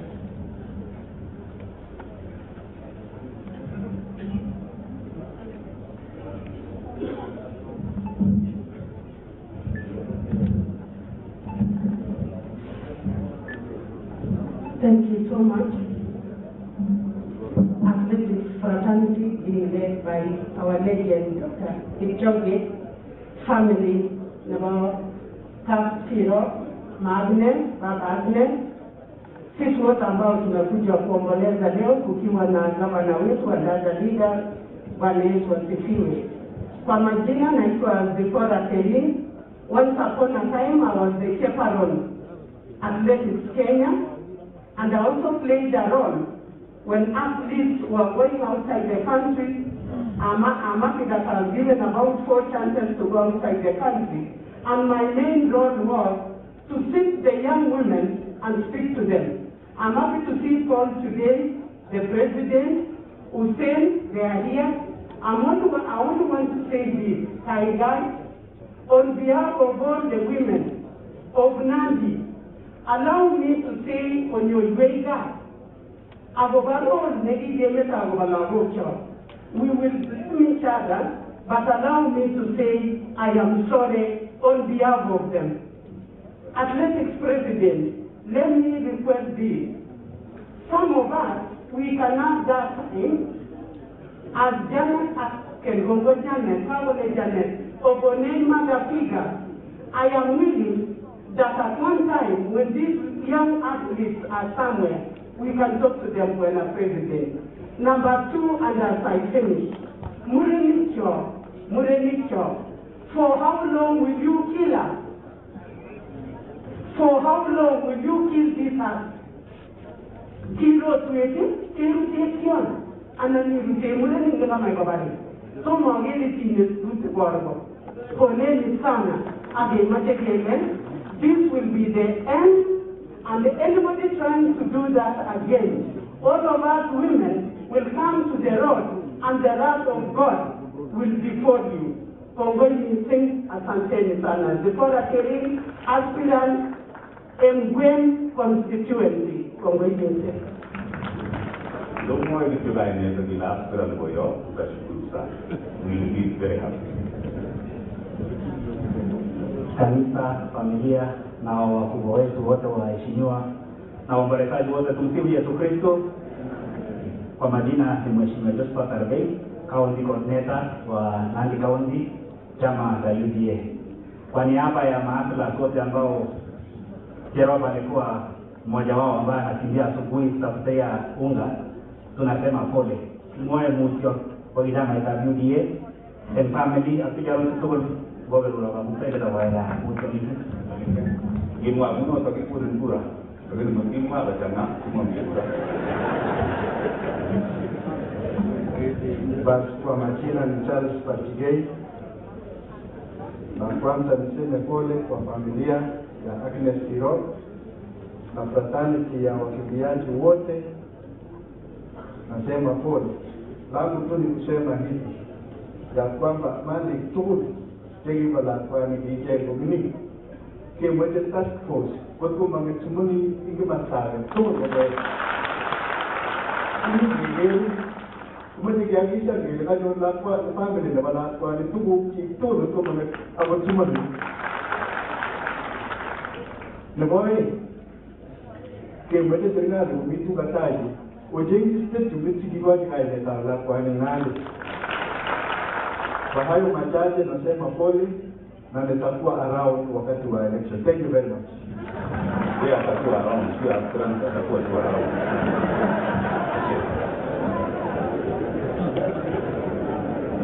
But Kanisa Church of Kenya and Nandi County, family of Tirop, Agnes Tirop, ako ombolezaji kurudi wanani na kutekeleza tangie.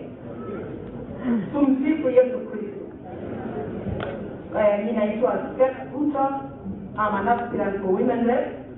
Nimekuja hapa ili pia nitoe rambirambi zangu na familia yetu. Tunasema pole sana kwa familia ya Agnes Tirop. Ametaja mmoja missing, we lost hero and an icon. It is a very sad moment that we cannot even explain. Ametaja missing agwayo. Tena Ruto usome Agnes, usome njereni kwa women rep. Mujamisi, poleni sana. Sio kwa Agnes, poleni. Mujamisi, we are wishing you well. Thank you so much. Kanisa takatifu Katoliki, wageni wetu na sisi wote, tumsifu Yesu Kristo. Bwana asifiwe.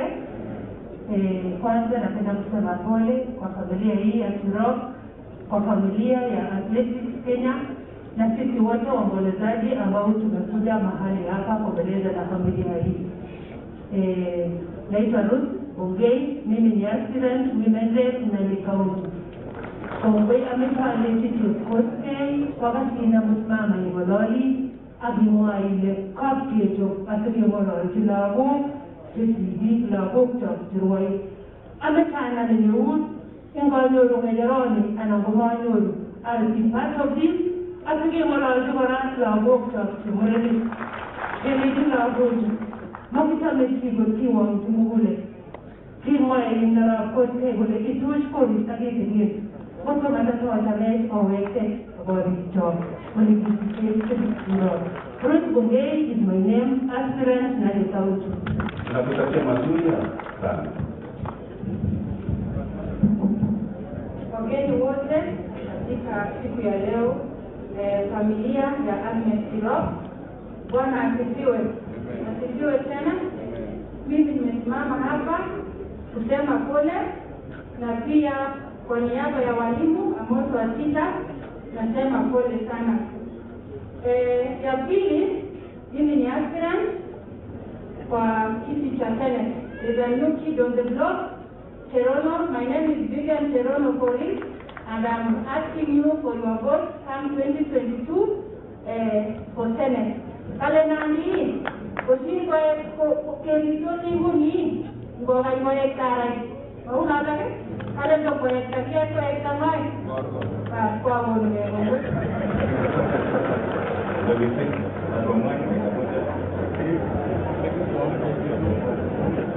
Basi tumsifu Yesu Kristo daima na milele.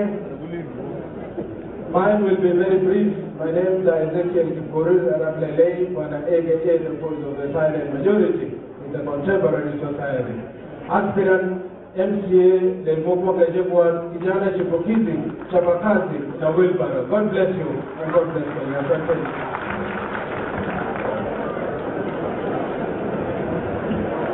Bwana Yesu asifiwe. Bwana Yesu asifiwe. Kigurana Elijah Korir akamwa ipole yisi anende kwa ibukapa na nebo Nandi County 2042 kangetokea. So God bless you.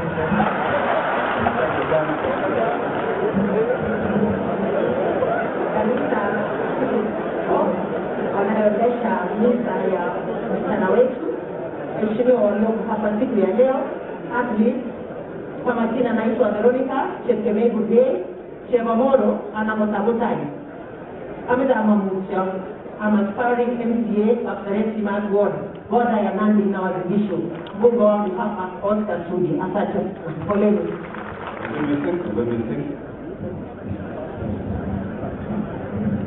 Waombolezaji wenzangu, Bwana asifiwe. Bwana asifiwe tena. Kwa majina ninaitwa Alan Kibet Koske. Engliaba nenyua family nenyu majama mutio missing in Ronda Agnes mutio missing family mutio missing filianote patorolog to God mutio missing yangu sio mengi. I want to say that I'm deeply saddened by the loss of Agnes, and we are here today as well to celebrate the life and the times and the achievements of Agnes during her short period of life on earth. Tigaka, Gale Nonge, Tendo, Nigitiani, and Nandirani, God Tendo, Nabo Malone, Alengasto, Ongoi Missing, Mubamari. Asante sana kwa mitakia mazuri. Karibu. Tumsifu Yesu Kristo. God is good and all the time, and that's his nature. Wow, Ogigate Ganga, Yogigate Ganga, Negajito Nota Tegekwaikatini in the Bolo, the son of the soil. But kwa majina naitwa Paul Kimichi Diego, wakati wa sehemu hili wananiita Apollo, na nina furaha sana kuwa hapa leo. We are here to bid farewell Agnes. Agongale mheshimiwa kwa mwone kego kinige kingereza ngeke imita wakati wa mwanga legaye. Amale legaye ngaye kitinga ngetutabani giwe tinga wole aram ana niliboni ngamwaye kitu Koneta eko ngamwa leganyo nyamwa pole. Lebae koganyo agine nyamwa at least kongoi oebu discipline agomureju. Oye ongea metun bolebole lakini makeo barjika kasabuni. Amudi je bidu je daga sana lakini tini ongea me bolebole gai. Amudi tini naleju komogoro nini. Otherwise tutare kota nyoge mangale kanake janga ngene nije komidu omu oyemti ne ine chesume. Oh, nyamle misi ngale. Sip ingine tanga banene itumbane ingole bole. Asante sana kwa kutumieni na kupatia maturi. Now we have only 3 people. Kusema tuki. But kurana video na ranto nga ene nge bitadani ko Victoria ta NCA aspirant nebo Kaptel Kamoyo. Asante. Victoria go aspirant wa NCA le moko ngete kwa chegete kama kazi ndio nyana imani.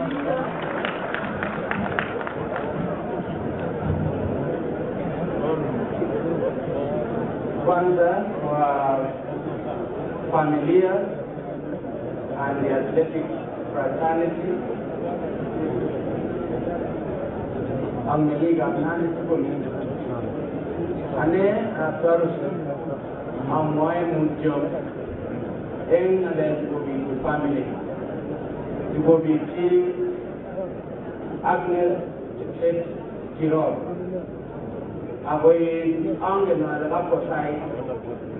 and I know the church would like to start.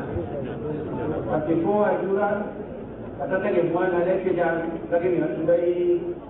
a message of condolence from the Right Honorable Prime Minister, Raila Odinga.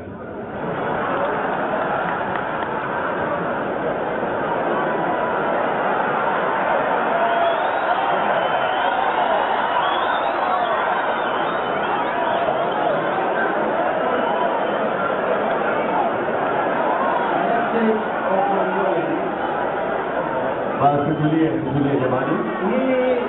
Hii ni ya family. Tutulie jamani, ni ya familia. Hii ni ya familia. Ni ya familia, tutulie jamani. And this journey, I beg you keep silent as I read. Mr. and Mrs.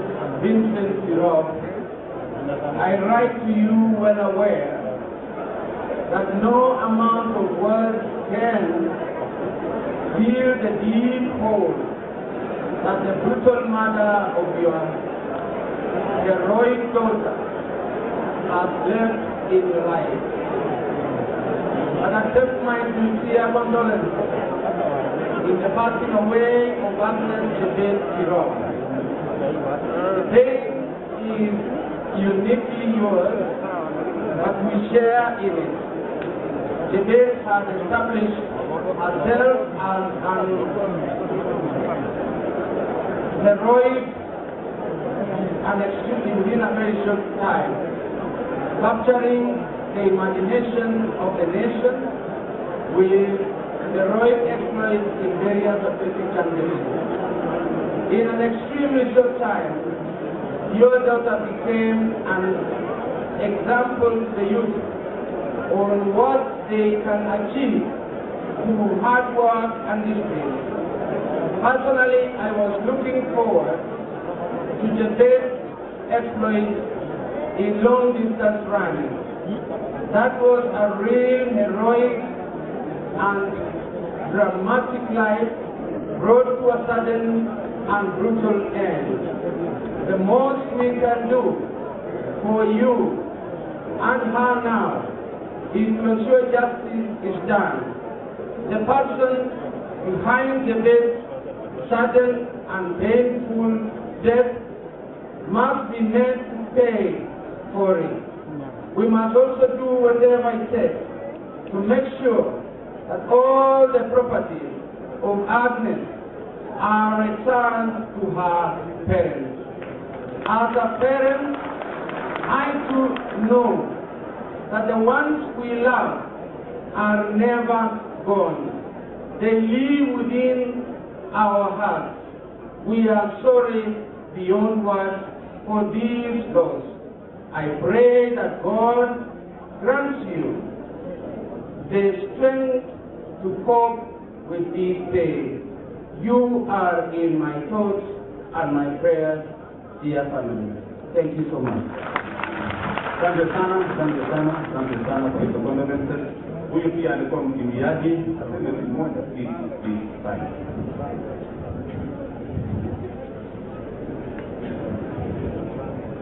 Family, kanisa tukufu, my fellow athletes, County Government of Nandi, kwa majina ni Wilfred Bungei, na vile mheshimiwa amesema ni chache. Mimi nahuzunika na sisi nasema mingi. Ni kusema pole kwa familia. Niko hapa kama mwanariadha mwenzake Agnes. Mamegeni ya mtu agorore bicho. Ya mtu amu ngaliata mmoja. Kwa hiyo leo wana ramunge ngoma letu uju. Okala banji heshima. Kwa sababu sana ndio bicho responsible. Tunaona hawa kama wapiga kura anajidere kura hivi ke mtiegele chansi chakapa kuliza. So ngi nafasi na ile aje mwamujo. Sasa ni jamu kwa uroi. Onge emwe jibalejo aramunge kibi tu seretio Angen ale pitate etianoto kongoi. Alikuwa pia mbiaji na kwa marehemu wa Basi asante sana Mheshimiwa Daktari Mbogo. Familia ya marehemu Agnes Tirop, kanisa ya Kikatoliki, uongozi wa Nandi County ikiongozwa na His Excellency the Governor Nanti Stephen Sang, na viongozi wote wa bunge walio hapa, Oscar Sudi, Tokara Nandi Peter, viongozi wa kanisa mbalimbali, the Athletic Fraternity kiongozwa na President Bwana Jack Tuwei, na wakimbiaji wote walio hapa. Mimi ningependa nichukue nafasi hii kwa niaba yangu na kwa niaba ya familia yangu ili niweze kutoa pole zangu. Mimi mwenyewe kwa wale walijui, naitwa Elisha Victor Bey Lagat. Mimi nilikuwa mkimbiaji, nilishinda Bali 1997, nikashinda Prague, nikapost record, nikashinda Boston 2000 na nikawakilisha Kenya katika Sydney Olympics. So kwa hivyo mimi nikiwa hapa, mimi niko hapa nikiwa moja ya wakimbiaji. Na mimi niliposikia haya maneno, mimi nilihuzunika sana. Kwa sababu kuua mtoto kama huyu ambaye ni mtoto mjanga, ambaye sisi wote tulikuwa na matumaini kwa maisha yake, ni uchungu sana. Meja wale mgucho meseng wikyo. Aba meja wasomori. Ange na wale wakimbiaji na kwa meja wakati. Utinye challenge no meseng.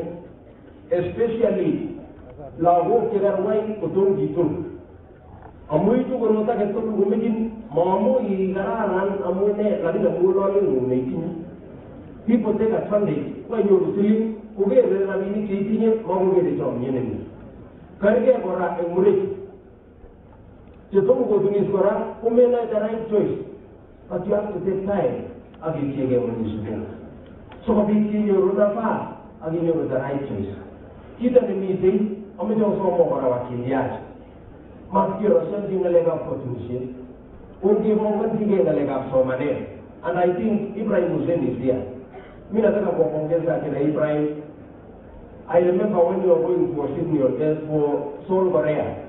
Seoul, Korea ndio vile picture. For like Ibrahim Hussein ukiangu graduated in university and he was the team captain. Ndio vile mtu usikigi tour. Umitei umita myanane bole ring. He was a student in the University of US. In your 1500 meters, Peter Ono, he was a student, gold medalist. He was a student in the US. In your, like Patrick Sarr, Ogina Pamun, lakini ni mwanafunzi in university. In your, like steeplechase for us, Julius Kariuk. Kita ni mizabikyo, ngileni ke mkono rani kuwakimbiaji vijana kwa kuleto shuguli mapema. Ameza usomo missing along gigimin na nega soma ne. Walio takena mja mashatare mheshimiwa au ni sai. Kukita ni miti ongea mgenge kwa heng. Na mimi nataka kuomba uongozi. I think Bwana President you talk nicely. It is so sad to hear people like Kipchoge cheke kwa ngete 1964. Ngete ulo 1964 aginyo kuno la pater le bon Mexico City for even Colby in 1968, Munich 1972. Igere video tabato gomi atini gideni kemete jesu. Kija mgeni kwa sigi kwa lango tetubeski. Lakini kwa ya sigi kwa tubu lango tumengeshi. It is so painful. Ukita na mmeja usomo hane onge na mgeni bagenge ageti manamke bagenge. Kwa uye na ngasi bolo. Ungejele na autonomy ya 2022 ndio Mungu ungejele mpaka kana banani. So unoto ameja sholo kana bogo mutezi to le gina mete ngekele mo wesi kwa amana wolindo. So ita ni mite usomo mutiki je ko bitu asababu yana mge bagenge agibo isi bagenge. Otherwise ameja le bogo missing wondo yo ko mutaide abo baiga indishe to ko barire ngo bari. Okay, the elected leaders sasa, tumeni pamoja ni nyaraka. Elected leaders sasa tukianza na MCS wetu haraka haraka. And if you don't mind, ningeomba tu pengine tungekuja pamoja hapa ndio tukimbiza haraka haraka. Ndio. Sasa pia ndio MP sasa tumalize. Bas Kongoi mheshimiwa, baranda baranda jamu ya charite asbabite mamutyo arade and elected leaders MCA mheshimiwa jamu county please kongomwa asbabite mamutyo aje amuko age mwa konye letu kwa kinyara jamu karibu. Tumsifu Yesu Kristo daima na milele. Kaina hiki kuruna mheshimiwa Charles Korir MCA ne Bagabitaga di jamaa meeting igurana rosabe ko netai amapole ngae kura Agnes clear ko ka leta Agnes e goragane good meeting kimene amena arunta golio ne kama mheshimiwa Edito kibesi sana mingine uni onwa wamegine kionie one Timalo lima na jek to go lakini tiki bata ngone ndo temo bata ngalen timalo li tugul ko diga Agnes ara tiki yo pike mengeje ma ko ko musi ko bare sabge ma ko musi ko yi parti to ki geine ki gengele o ribaji la kwane lole ni bwe wa we shino amada mwanji bi kemengeje na leji Tomye Komogiande Amagrebe Chotare Ko Di Choke Banande Abo Alagala Gitare and the Toma Vera and the Choge television or when you miss when you get time about Jalni or Jonagama Asante Sani.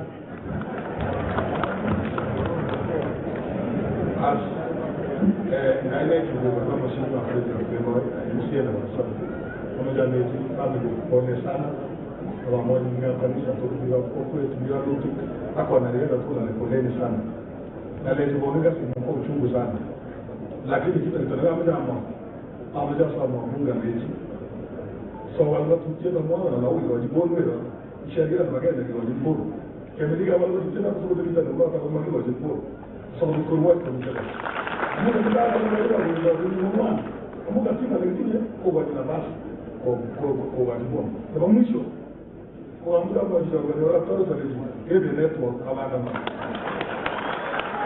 kwa hiyo siasa na hiyo hiyo ndio ndio ndio kwa hiyo ndio ndio kwa kama tawadike kana ndio kwa mwenye kwa kishida na buka kwa sababu ndio ndio ndio ndio mtu kwa hiyo si kwa hiyo mwa ndio ndio mtu kwa kwa ndio kitu kwa ndio sana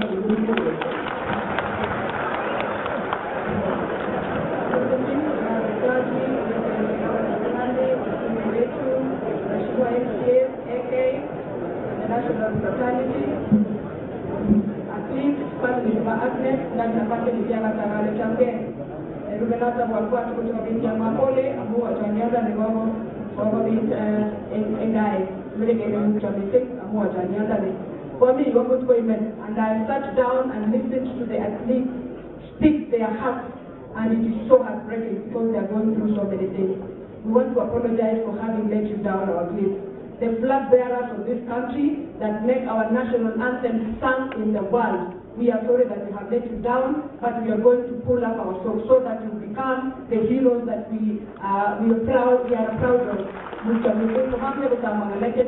Anataka tu kufuatilia mambo ya CAS, Ministry ya Youth na Sports. We want to appreciate that you have said that you're going to follow up on the case ya Agnes. But because government is government, hawawezi fanya kitu kama wametulia, lazima tushike pana na tuwakumbushe ya kwamba justice must be served for Agnes and every woman who is going through a gender-based violence. Poleni sana, Mungu aweze kuwabariki. Jina langu ni Sudi Muge, akawameja akambarishaka kureni, kukawatovida na ye, ameja yobe kita na kure main conference, na japo kwa nisuti kesa mudeli, Ibo wangalale, wanyota karabade ka kuon, anagoje joto, anangoje, hata wangalale tu so that we can change the conversation and we make the people of Nandi proud against the Wacha. Stop killing the strength of a woman. Stop killing the life that we have in women. And I am a champion of gender-based violence, and I speak about it anytime and every time. I got a fear of Bible and we don't have representation in enough. And I Viola, I speak of Nandi. Violence, you go to and I was on the great women of Nandi.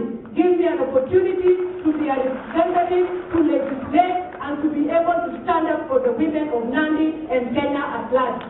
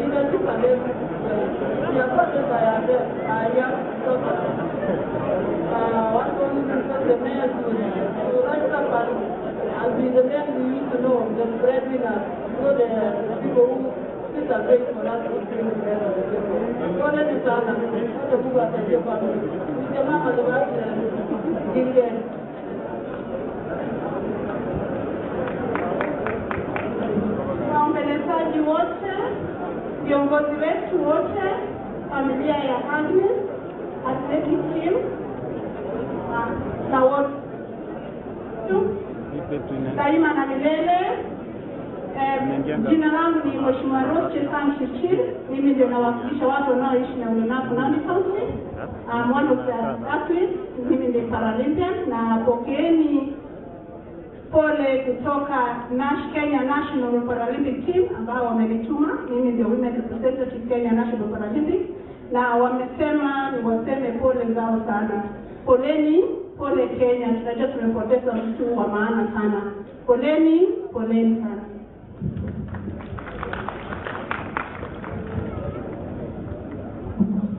His Excellency the Governor, Senate, MPs ambao wako mahali hapa, wanariadha wote, waombolezaji wote, wajani wasalimu katika jina la Yesu. Bwana Yesu asifiwe.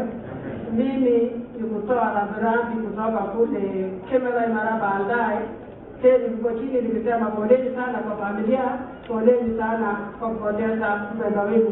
Hata nasi tukiwa kina mama tuko na ushungu zaidi yenye mtoto alinokea. Wacha Mungu aendelee kubariki kwa jina ni Mheshimiwa Ruto Nandi County. Basi asante sana. Engaja nchuri kwa Mheshimiwa David Tarabambo MCA na Bogorani de Mongongechek. Korani kuni momoe kugongete kwa binwalioni. Kugame chali uje kungoi family koramu biotuliani kungoi kandoi na des kora president nebo nabatet in Kenya amadoi tukun kungoi Your Excellency our governor amute tuti kediba ngana tinde bogi bogi ngalesu bogi kobango Oscar Sudi bunegi ya koalisioni abogi ka ba tenwa genge negigamwa kogi koro korbo tutai nebo uliai Jamuagun Your Excellency kubata in Sudi honikia logi ga Mungu kwa mamu wajani kubone na ronani ko statu abamejani ko bara familia mo sisi sabata munni ife kubul kando na test nebo kando na test wala bate itagenge mheshimiwa obinyoru challenge yesterday kwa ngala ndiona kole jecha onene woi ke bi go somo kwa agenge no wale amudimi da pre justice and legal affairs about the share of the delegation ko wale oye kecheme anga no mo kale tiworo ni tebo tuti atuko koribe lawo job as entire team nebo fraternity nebo labatet in Kenya oye mheshimiwa oye mbunge oye rale wale ni jamaa ngeli bishoni oye olibe lawo job modiani ke bore no munoto dete mbule mwecho kunoto agendo kora kubango jata Mungu kugibone chale ngene ngene jijale ngene chitani ngene bomwa bonne bedera na kwenda kulinda kutono Kenya dunia mzima. Watu kutabibu tunakwenyo Bongo Toroga kila tio au na hizi hizo na ndio kama menzo. Kwa sababu watu na tegeni kwa ngono ni inge osira kwenda ngoni kutono dunia agenge ngoni za bai. Pendere ni bagenda. Ala kwa mjo ale aminga ndio ndio tu jana pa amjo ale bungui abata ga kwa MCA ni ngini ne kwa ni mo kwa ngeche kwa mjo ngatu kwa uno kwa kinga la kwa telefoni kwa pamoja. Asante sikive una. Asante sana MCA wetu. We recognize all the Olympians who are in our midst and we really appreciate for your coming. On your behalf, we have the Olympians from Uganda. On behalf of the entire team of the Olympians, Cheptegei, karibu sana.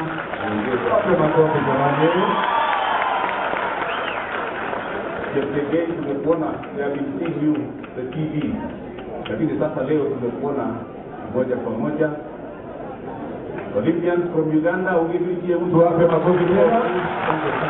Wakati wanapokuja pokea pole kutoka Tirop, Richard Cherion Advocate, CEO Gas Media Group, Dr. Lamaon, wamesoma pole. Oyo robo kibidu rangi sewe banda. Cheptegei, welcome. Brother Cheptegei, welcome. You can say on their behalf. Cheptegei, karibu.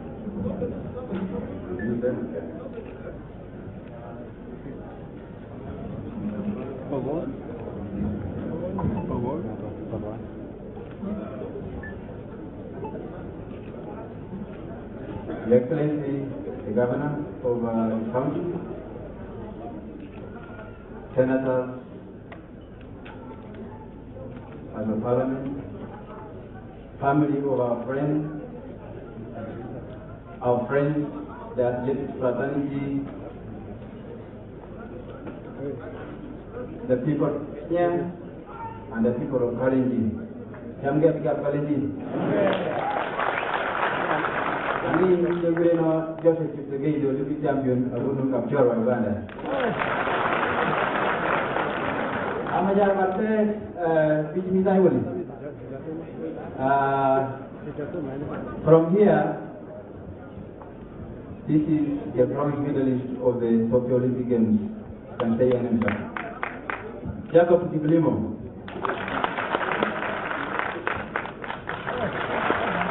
And this is the Angela of the by God's grace, we took the Olympic steeplechase gold. This is the queen of steeple.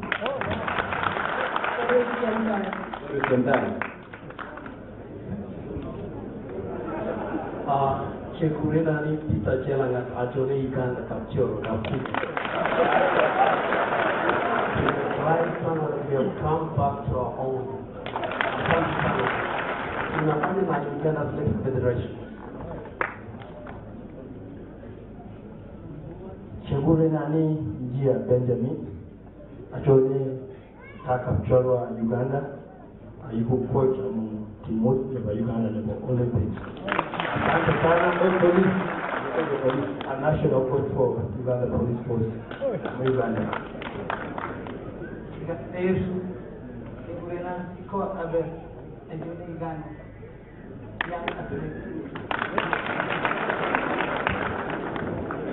Rawaja. Mas.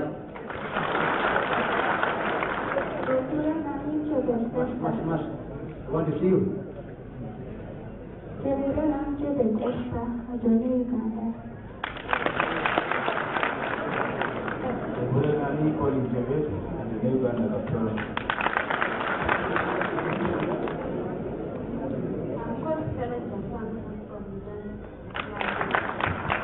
Now you have taken over our sister, the Commonwealth Games champion.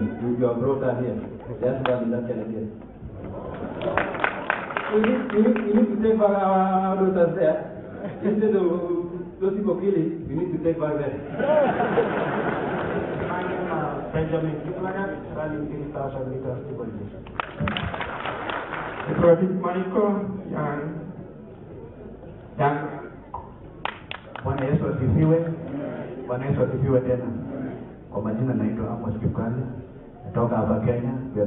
Tumekuwa tunaongea na hawa venye tumekuwa tunapanga venye watafika hapa.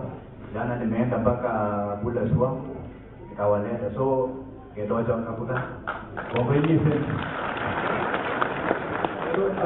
We bring sincere grievances from the First Lady of the Republic of Uganda, who happens to be the Minister of Sport and Education, and then the State Minister, Hamson Abua, the National Olympic Committee, the Uganda Federation, Ugandans, and then people of Kapugo. When we learned that our sister was actually slain, it was really a dark and sad moment for us. And we say that even if we have come here for the first time to grieve, but we saw it that it was actually a matter that needed our attendance. Injustices against the athletes, the females, and any other woman, injustice here in Kenya is actually a threat to all of us, the athletes and our sisters elsewhere in the world. So we have come in solidarity to show that we really condemn such acts in a very big manner. And to the family, I pray that may God convert you, may God strengthen you in these very difficult times. I want to thank, I was actually following Kenyan politics. I want to thank Senator Murkomen. In the Senate, he was actually fighting for the athletes, advocating for the rights of the athletes. And I want to request us, the people of Kalenjin here, people of Nandi County, and Geo Marakwet, when we are discussing issues in Senate there and Parliament, discuss things concerning the state of the athletes. I really request that these are the national heroes, people who have given us a name. Live about only Kenya, but the Kalenjin is our pride. Our pride is athletics. Even as Papugo, for us we learned a lot from most of our people here. Geoffrey Kamro is my very good friend. And Faith Mwevich and all of these people, the second game boy, where are you? These are people who took care of me in Kaptaga. So guard them jealously. We still have faith in Kapugo there. If you are just here, we will take this guy here. Chiku agenge, mamiki chui, pagaramu wamelejah. Kaya wewe Kapugo, waje.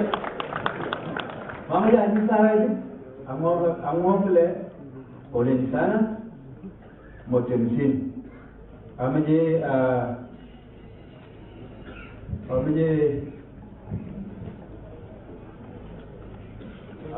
my friends to Geoffrey and Edith and Geoffrey and Faith, thank you so much.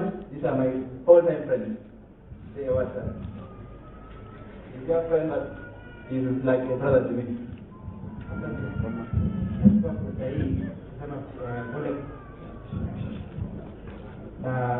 Nasema tuko kwa sababu akili kwa tumejuana naye kwa solo na sisi kuweza kupata kubilifu sana kuliposikia kwamba amefanyiwa chenye alifanyiwa.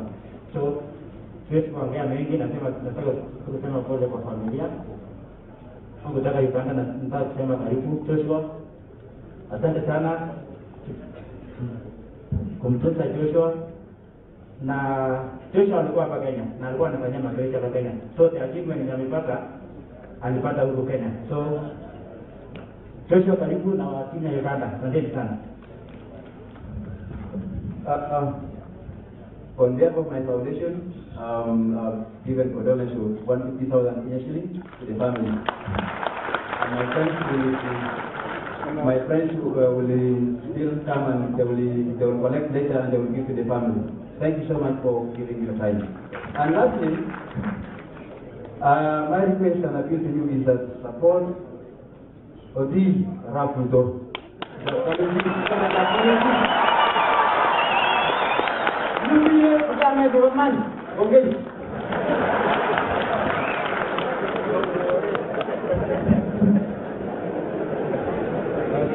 Mheshimiwa Gogo, endelea.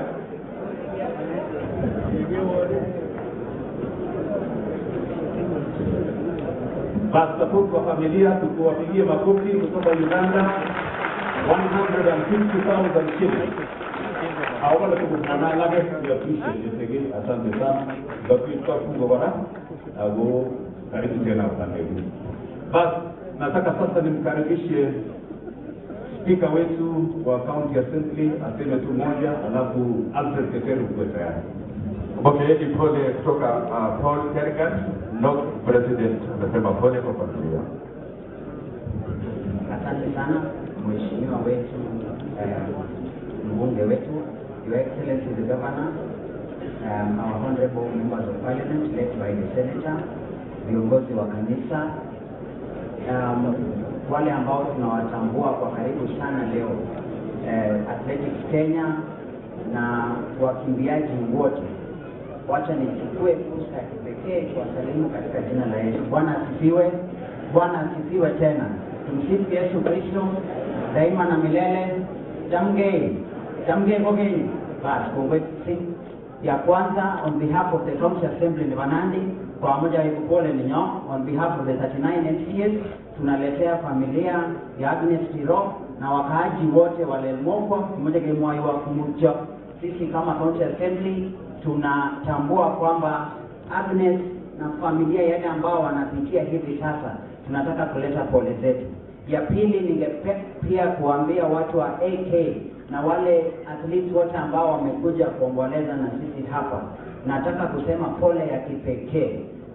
For the team from Uganda led by Joshua Cheptegei, I happen to share blood relations with watu wa Kapchorwa, where my mother comes from. Asa vile mmekuja hapa, we want to tell you thank you very much. And tutafuata jambo ambalo umetuambia, you told us ileje lazima Deputy President. Tunakumbuka kwamba Deputy President alikuja Kapchorwa, akaombea kura Museveni na akakuwa President. Ile maombi ya huko, tuko kwamba hiyo maombi itasikika hapa kwetu nyumbani. So I want to tell the Uganda team thank you very much.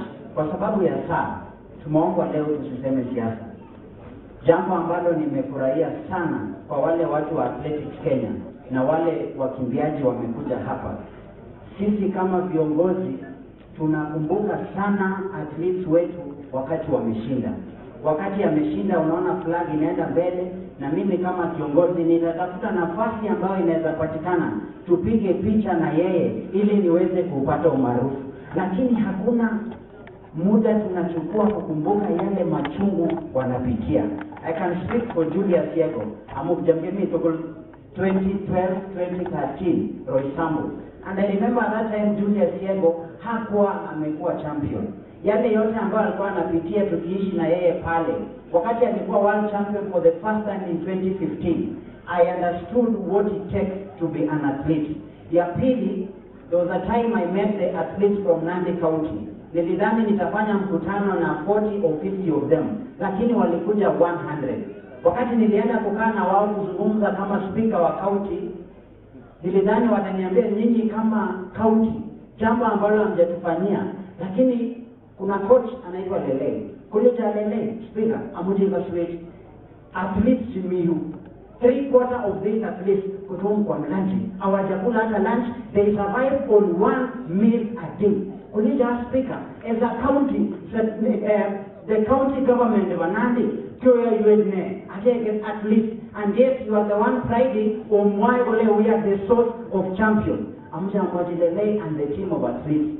Today, mumetuonyesha na mumetufanya tujue sisi kama viongozi, we are guilty as charged.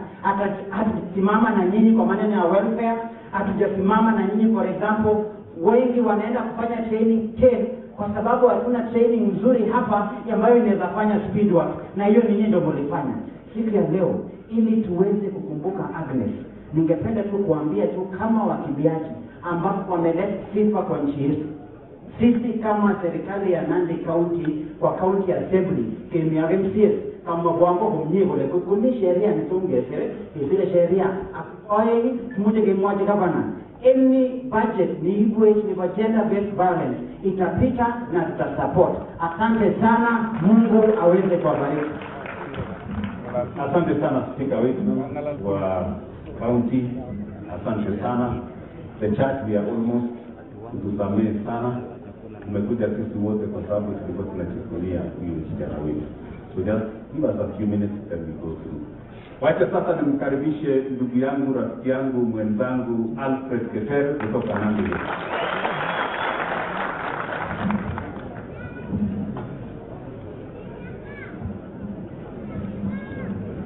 Parodia ni tamgei. Bwana Yesu asifiwe. Bwana Yesu asifiwe tena. Tumsifu Yesu Kristo. Daima na milele. Salamu alaikum. Asante sana. Mimi nitasema mengi kwa sababu ya wakati. As a Christian, we want to observe time, and especially as a Catholic. And I know we have so many people who have come to mourn with us. But first and foremost, I would like to take this opportunity on behalf of the people of Nandi and on behalf of my family and myself to give condolences to the family of the late Agnes Tirop. Amejale mucho misi, wanyot mucho mama, mucho jetucha tukul, mucho ingruai tukul. Sebagai Kenya, Uganda, at Tanzania. Volleyball. January meta lakwenyo or Rwanda lakwenyo di goromi tikane lising amu intari sama na genge kumi lakwene kikibar ko kerge ita akinesin ngao ninyu ngeli ba wala sos mugo o boti la kona kimo en kasa sam kele inge kitani kigago chamyo Otungo sirga ke ni kibu si somo wala wat limba Nairobi konye ko we ko gi banga nwe ko ba ko gi ko mo ji ga na ko mo ji tu sha le jabare ko be tu ne gi ga ita ko ni Nairobi ko be ti je tu sha kweli ka me ta la ba ni ko le jo ye mo jam ji anom masi amu ko bare ko ipa te ba anje be ti me tin mama na wala kwani omi akweli kai ka wai ka ame binye agla kwani kai kuma ne jine jo ka se jere ni bonga ni ba kala aga mama ja itagi aku tu jaga beruni kuma chombe macam mo atu la kwani ama ja barka ne le to tamu macam mo atu no la kwani ko te se ga ne ko e sa ko we mo ngalo li ja Tukyo weri pun nak kita dari bawah kita. Orang agama kan weri pun cuma pe masuk pun. Ni balik pangkat tu balik balik. Apa ini? Ingin ini. Ada kota binyu ni bawah lah. Mana ni kita tak tahu bagaimana bawah tak boleh guna kanyu. Bocil tahu kami weri kat tukyo dari bawah ke dari luar. Anggoleh mama imaji berlakuan. Kalau ada mau orang orang jangan ni boleh ada. Ini bunyi. Dia tak masuk. Kuma sabi oruya ni me sakuna ti lesbui ko verber baleji amaje yu ke besanda yu sebo ti mugati atla ke amu kitna la pele tebe rinyu tebe at jana an gari go ko leji ni ore ni ke ju ko ngore ni ngi ni ko nyoba jange ni jago ko leji ko no ko me ke la ba ro ko no ga ga mo forest ka ko mo ti ko e bune ga patai kwenye niapo tulafani mago wata kwa dakika wani mwiko samu change di hotel kobar abo teleu abo ibo ko igano tabela limba in wasingishi amo ngeno likia wasingishi ya kongo iska olida tele ko barjigana ko daga targa sidi ko nuko maja kwenye tele ko workshop orwo bi ngabela ito ko mai ba wenda Koi tu bijana yang boleh ngobah, apa pergi sini je? Tadi di kebun kau nyuruh orang suka belum. Orang jadi ni apa cakap di belum muai di tu korban di bumi tersian boleh.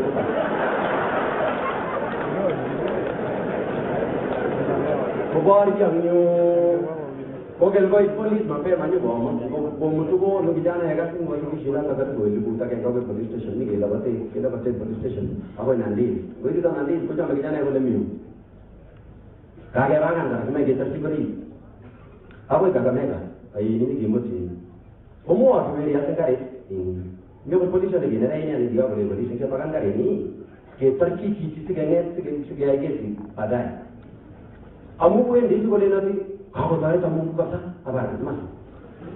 Hai? Ko kai ama jo mo ko le jo ni mu cha ka sang ni ni kyo ka.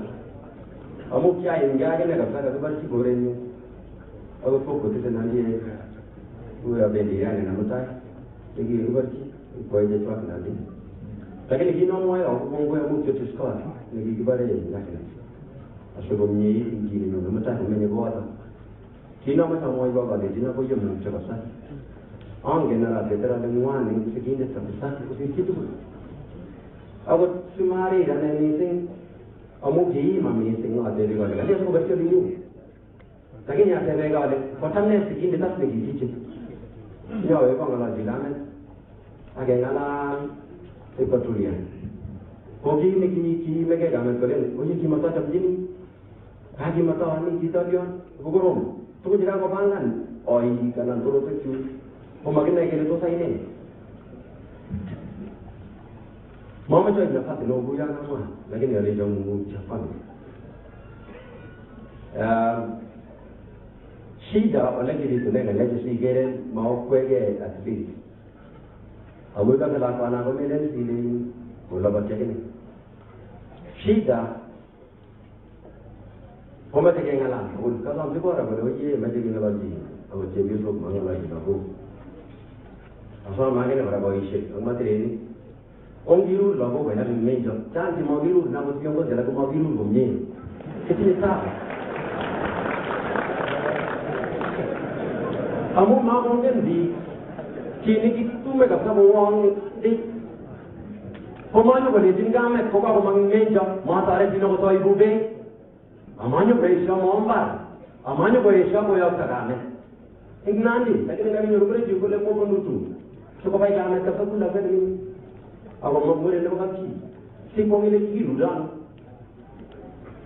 Kamo le kame te kasi ni goro goro goro kidogo. Ala.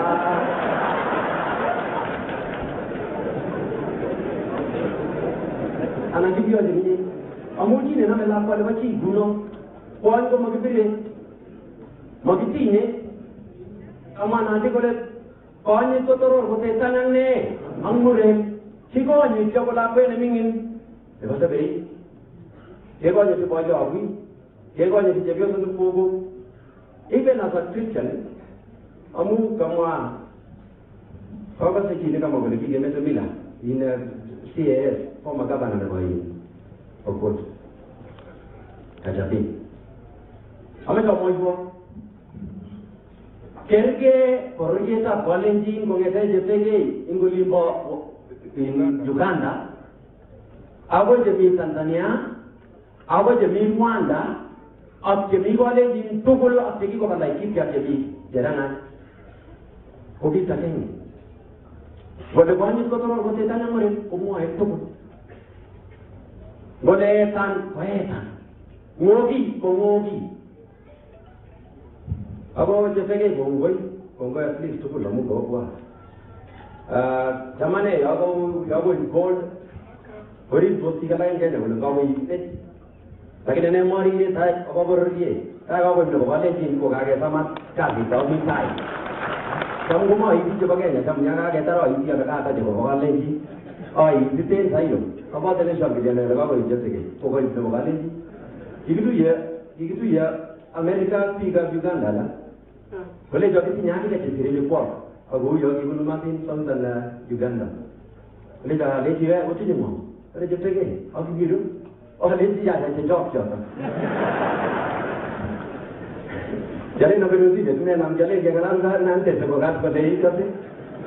Laki ni kau malia no. Onge libur ye, guna tak boleh buat.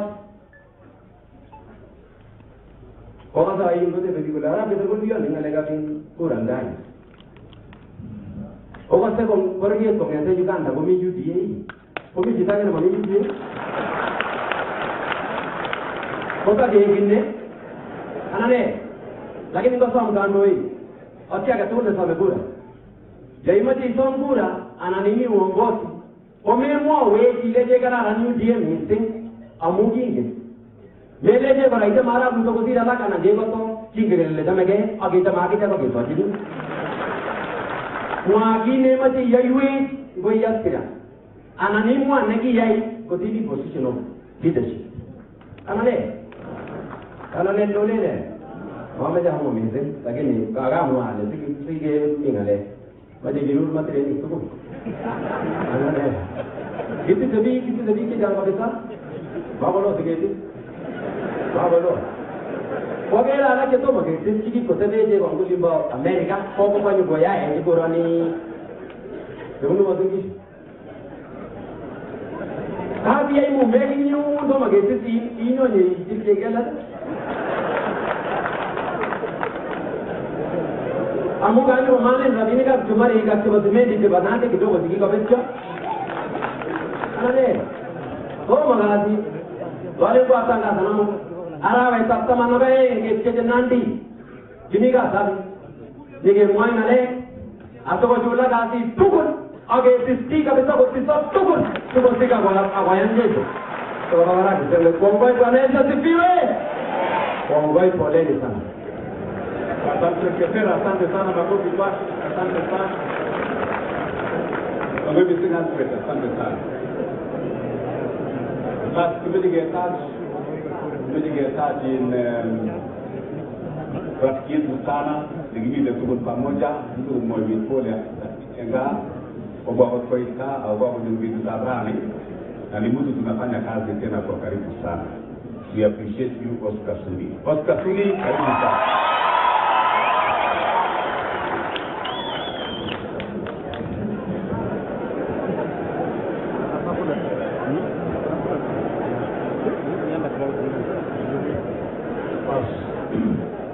Kanisa yetu takatifu tukiongozwa na Father Chapter, familia ya mtoto wetu Agnes, gavana wetu wa Nandi na viongozi wote walio hapa, rafiki zetu wakimbiaji tukiongozwa na rais wao, rafiki wetu wakaaji wa Nandi na marafiki wote kutoka pembe zote za Kenya yetu, rafiki zetu wakimbiaji kutoka kule Uganda, Samungei. Bwana Yesu asifiwe. Hata mwenyeji kanisa tuinue mikono tu. Bwana Yesu asifiwe. Amen. Yangu yatakuwa machache sana. Kwa niaba yangu, kwa niaba ya familia yangu, kwa niaba ya familia yetu, kwa niaba ya marafiki wengi tunaweza kuja hapa siku ya leo, kwa niaba ya wanakapseret kwa jumla. Pia mimi nimekuja kuungana na familia ya Agnes kwa safari yake ya mwisho, kwa sababu mnajua huyu mtoto tulimpoteza kwa njia ya kinyama na pia ni mtoto mdogo sana. Nataka niambie mama yake na wazazi wake wote na familia, nilikuwa hapa wiki iliyopita na nikasema pole, na nimerudi hapa tena kusema pole sana. Najua ile uchungu mnapitia na najua ile uzito mnapitia. Leo siwezi sema siasa, kwa sababu familia ya Agnes na wanakijiji hii na marafiki wengi wako na uchungu na uzito na wao wakimbiaji wetu, kwa sababu huyu msichana ni msichana mdogo sana. Na kama vile nilivyosema wakati tulikuwa hapa juzi, kuna watu unaweza kujua kama wako na future, na kuna watu wako kama watu. Huyu msichana alikuwa na future, na mtu akiwa na future kama huyu msichana, kwa sababu ukisikia historia yake kwa muda mfupi sana alikimbia, ako na historia ya kujenga familia, kujenga rafiki yake, hata kumsaidia yule mwenye alimfanyia kinyama. Mimi nataka niseme kwa familia poleni sana, na kama tulichosema ile wakati mwingine, ufarikike na mkubali ili mpone. Najua ni kazi ngumu sana kwa familia, sio mama yake na baba yake na watoto na ndugu zake, ni mzigo kubwa, lakini tutawaombea Mwenyezi Mungu atawafariji. Na vile ule mwenye anifanya uhalifu kama vile tulisema hapa nyumbani, mimi mwenyewe personally ninajua hiyo familia, na wakati nilikuja nikajua msichana gani ameuliwa, nikawa tena ninajua hiyo familia. Nataka niwafikishie ya kwamba jasho ya huyu mtoto itarudi kwa mkononi mwenu. Tutatafuta namna yoyote mpaka tuhakikisha kwamba ile huyu msichana alifanya kwa muda mfupi ndio mpanguse naye machozi, ili lazima irudi kwa mkono ile inafaa. Tutasaidia na hao viongozi kama vile tulisema last time. Kwa wakimbiaji wetu, mimi nataka niseme tuliongea sana na General, na pole nilichelewa kidogo, nilikuwa na kazi nyingine. Nasikia kina Koskei wanaongea na wamesema mambo mengi. Tulishasema na General, kuna maneno tutakuja tuongee sisi wenyewe ili tusaidiane, tuwe timu, ili mkipata isipotee, ili tuwe na sherehe. Tuko na mfano mzuri kama mzee wetu hapa Tirop, alikimbia mapema, lakini ukipata record yake na mali yake na kila kitu bado inafuatwa. Hiyo ndio muhimu sana. Ndio tunataka tunawatakia, kwa sababu watu wengi wanafikiria hata kukimbia ni kazi rahisi. Kukimbia mtu anamkaza saa 10 usiku, anafanya training, kitabu chaguliwa kwenda kukimbia mpaka apate pesa, amefanya kazi ngumu sana. Lakini hata hivyo huwa tunafuatilia sana wakimbiaji wetu. Hawa wakimbiaji wetu wa Uganda, nataka niwaambie pongezi sana, na pongezi sana kwa serikali yenu kwanza, kwa sababu wakimbiaji wa Uganda wakishinda wanapewa zawadi ya heko. Juzi wakati hawa walikimbia kule Tigray, niliona kila mtu alipewa gari, lakini hapa kwetu wanapewa maji, wanaongelewa maneno mingi. Sijui nani ametoroka Kenya, tuko na kasoro fulani.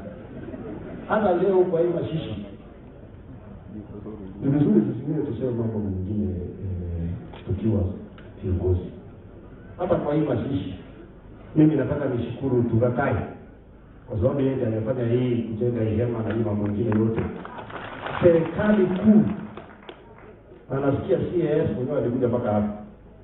CS na CAS ndio huyo amekaa hapa. Sasa na CAS tukiletea kusomea karatasi hapa, hakuna kitu chochote mnatoa kama serikali kuu.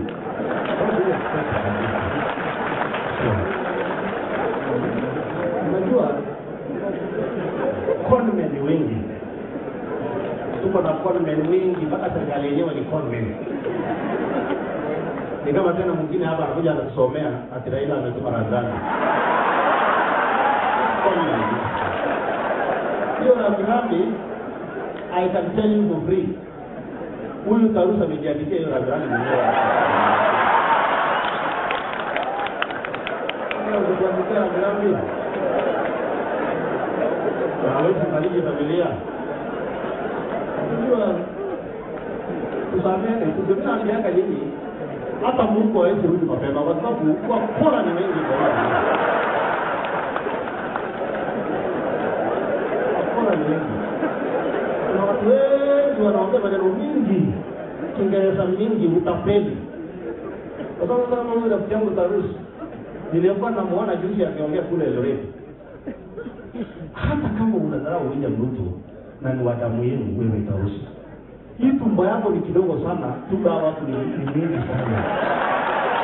Kwa heshima kidogo, heshima kidogo. Kama hizo watu mwisi,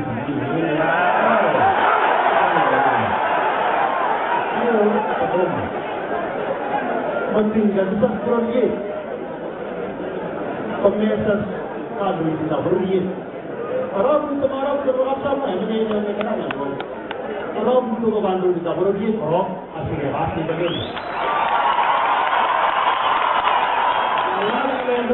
Kalau dia pimpinan lagi main umum, dua kita. Betul bisa sana. Ukiona kwa runinga ya Kenya wanasema ati ule anaitwa Sudi Tarus alikuwa mjumbe. Tunashindwa akili kidogo na alisoma na alikuwa mjumbe. Anaongea matope.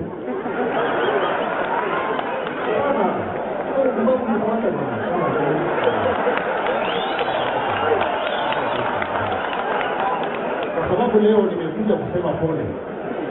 Lazima ketunge kuiburia takwaliji. Kalau orang kita boleh mana, awak main apa sahaja boleh mana ini bagi. Awak tinggi, awak kan lebih ramai di boleh dia milih. Kalau aku betul yang boleh lebih ramai.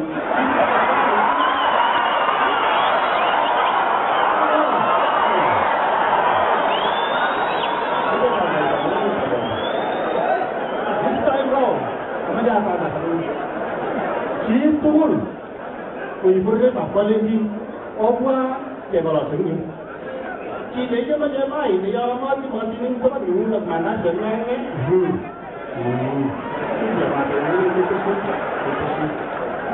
So, pada bayan familia sana bersama pole sana. Familia hii kuna maneno sana tawaambia. Usisema ni. Kuna maneno sana tawaambia. Viongozi wetu wametumana na tutapanga hiyo maneno mengine. Lakini ndio maana Roman, oke mereka sesuatu ini, pura platform, kau ini macam apa orang. Kalau beri bok dia apa? Kau ini, waktu nak kalau orang dah dia ni, cepat ini di apa you, aku di pasai. Kisah ini boleh dimasak kau ini, ada keujung kau ini. Orang sekali main itu dia berkau tu, mana kau yang mana? Lagi ni macam ada di pongges sana, bila semua sisi, dia pernah feel sisi itu semua. Pongges itu dah coba satu.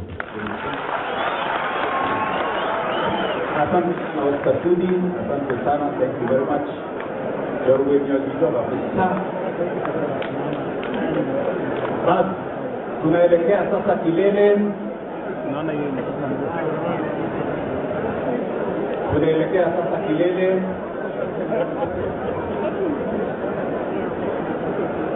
Mimi ni mjumbe wa Tarus. Bana Tarus Taiga. Dibantu migiri lotu je amadi jawab di lebar lui di sing lebar di sini.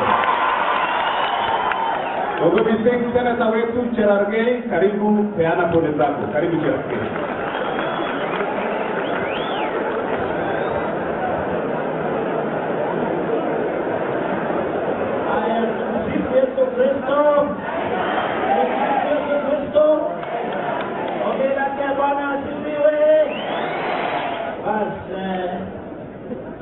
Tirop, mama, baba, family, pamoja na nafasi ni katane binafsi, hapa ni account ya manani ya mwalimu. Lucia kabisa, kia kwa mama nomide St. Francis Cheptari, Catholic Church, na wala kitu wanasema pole sana. Lucia na wale mwan, hapa meja ni ngoga ita kamka ile, kuna kile kanisa mwendelee kuombea familia na Athletics Kenya president hapo hapa na timu yote Ruto. We are deeply saddened by this unfortunate turn of events. I know there are many people who have come from across the country and across the world to pay tribute to our slain hero Agnes Tirop. So athletics fraternity na sports fraternity tunataka tuseme pole kimenegele mujia kabisa kwa niaba na wapi tuko jamani wana nafasi kwa kaunti na manani agokwe kimenegele la pole ni pia nafikiri ours is just to celebrate the life When I came before the family, they gave one Sunday. Okay, I made down a leg of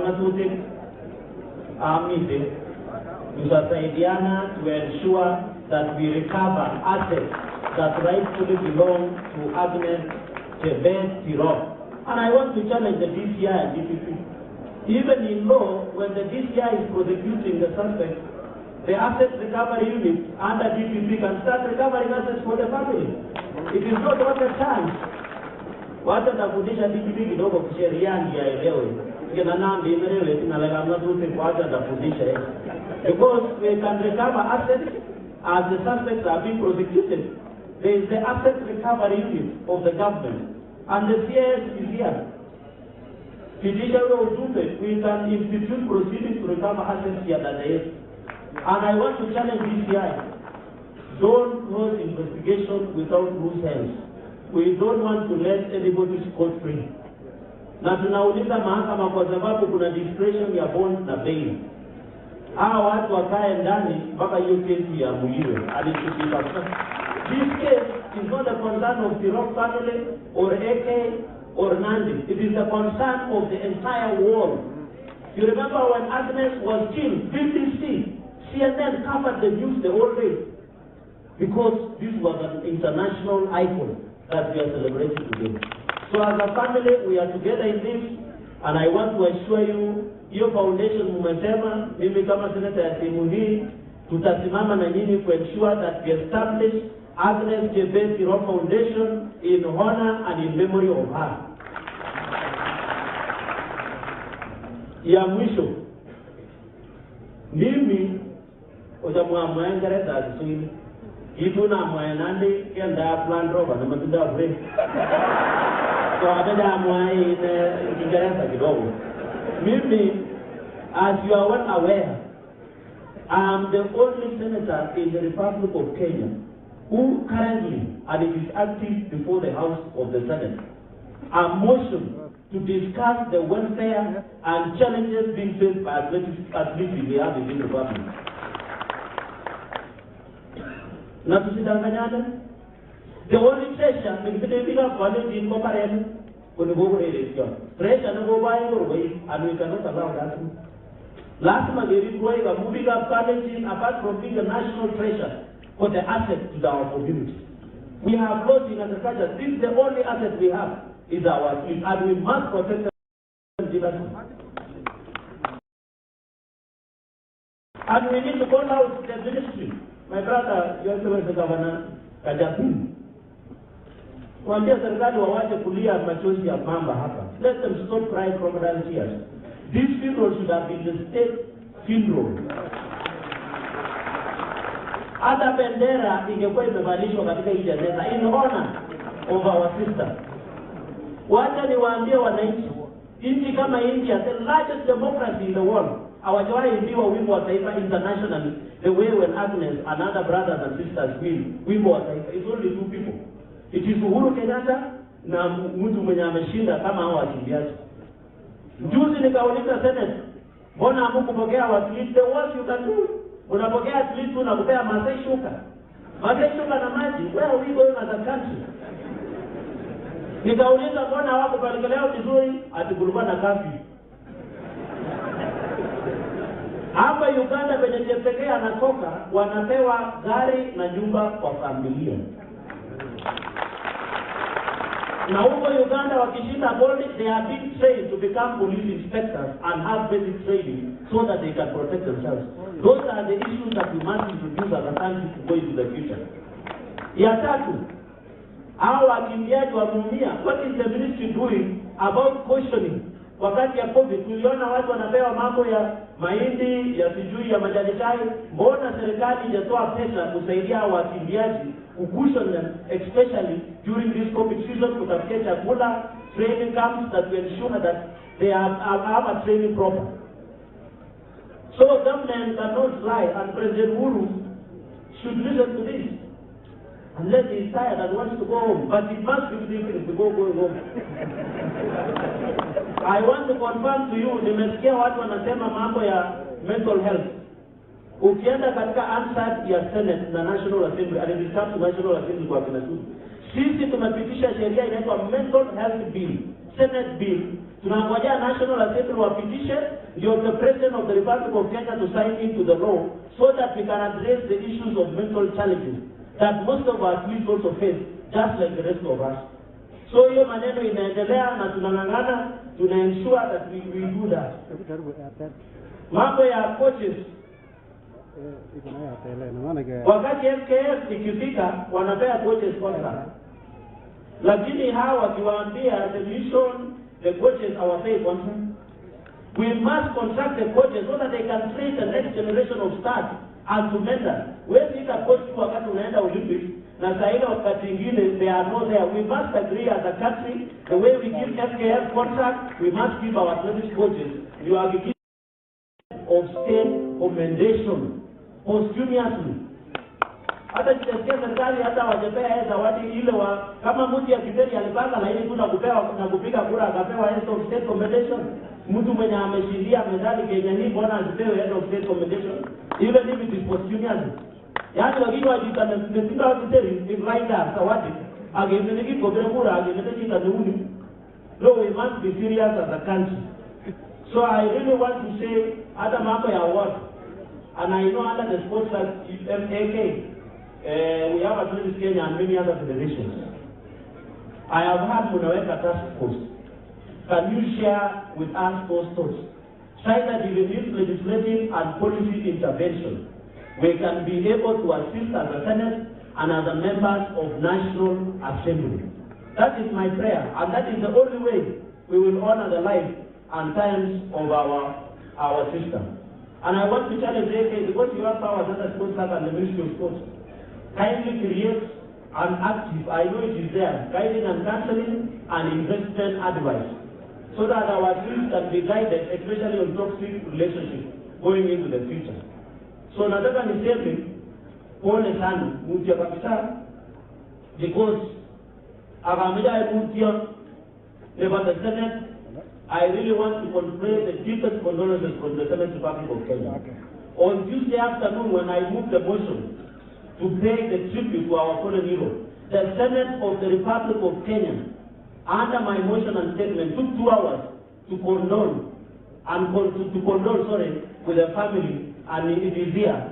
And the senators requested that to bring the answer, Senator answer. Now, what most of them are condoled with the family. I will not go through them, but I want to give the family the answer.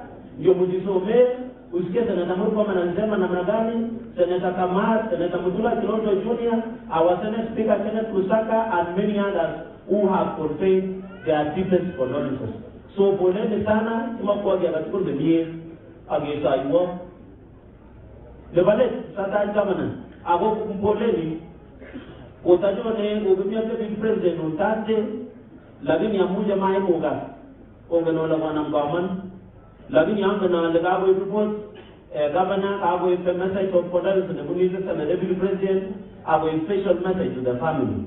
So ameje gele kukongwe, gawo kiamkwa over yega say really tried, but he was not in a position to be here with us today. But he has sent the condolences and we stand the family.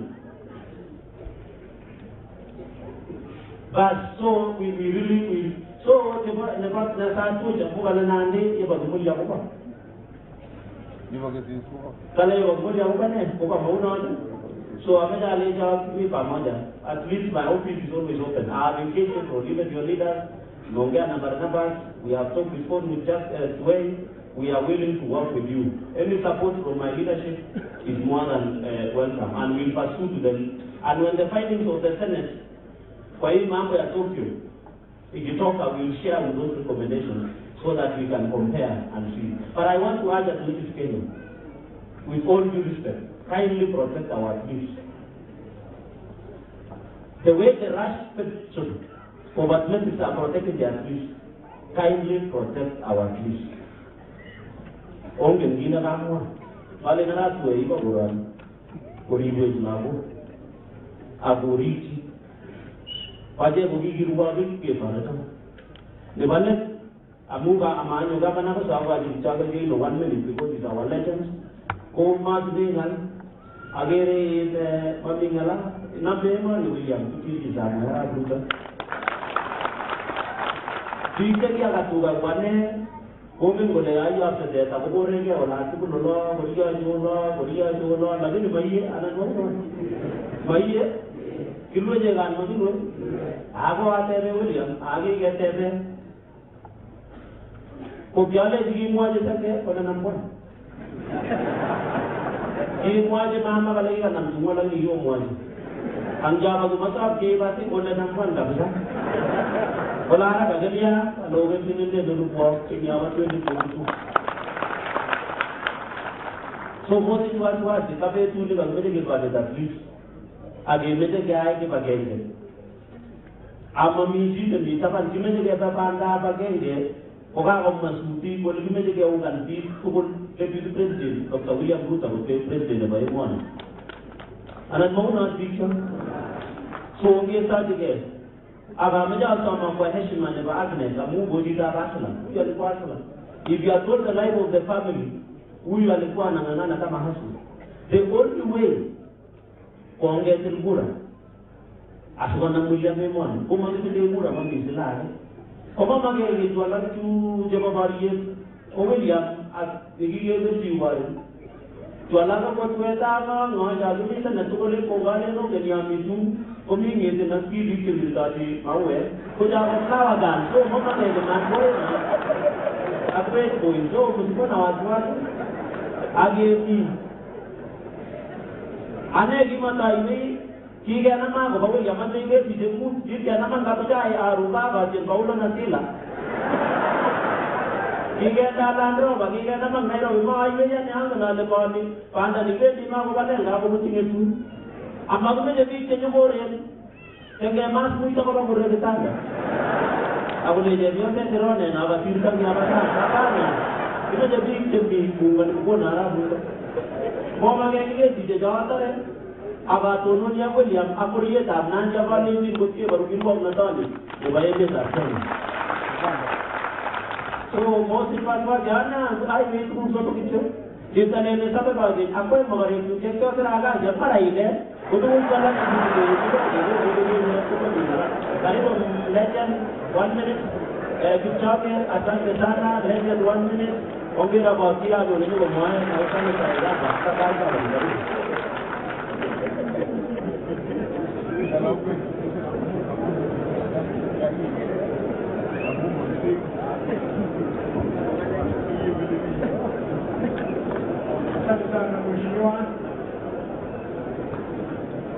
family, Tirop, distinguished guests, ladies and gentlemen, mine is I came here, my family was crying when this thing happened. Distinguished guests, our chairman of Kenya, members of Kenya, athletic is not something easy. It requires a lot of hard work, training they are doing. Members of Parliament, leaders, all the leaders from Kalenjin, Uganda, we have a lot of talent in this country, ladies and gentlemen. We need to go ahead together and see how we can improve the athletic, the whole sports. From the school, the primary, secondary school, all the colleges, we have a lot to do. Thank you for the assessment of the familia yangu nasema kweli. Na nilikuja kwa niaba ya familia yangu kusema kitu ambaye nimepeana kwa familia hawa ya mtoto wetu, nimepeana ng'ombe mpama wa Christian ili wanasaidia kwa mambo ya maziwa. Mtoto huu wetu alikuwa akirudi kwa mbio na leti kitu. Kwa hivyo mzee mama hii pesa nimeke kama na peno chote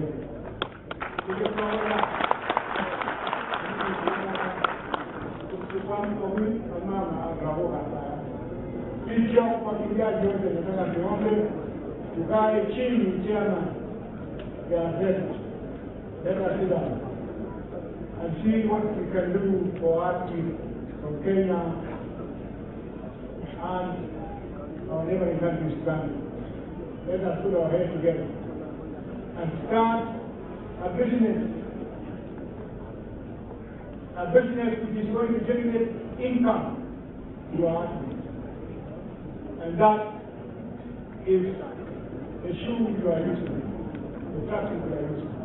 Let us start a company which are going to sell equipment all the time, all over countries, Kenya, Uganda, and one day,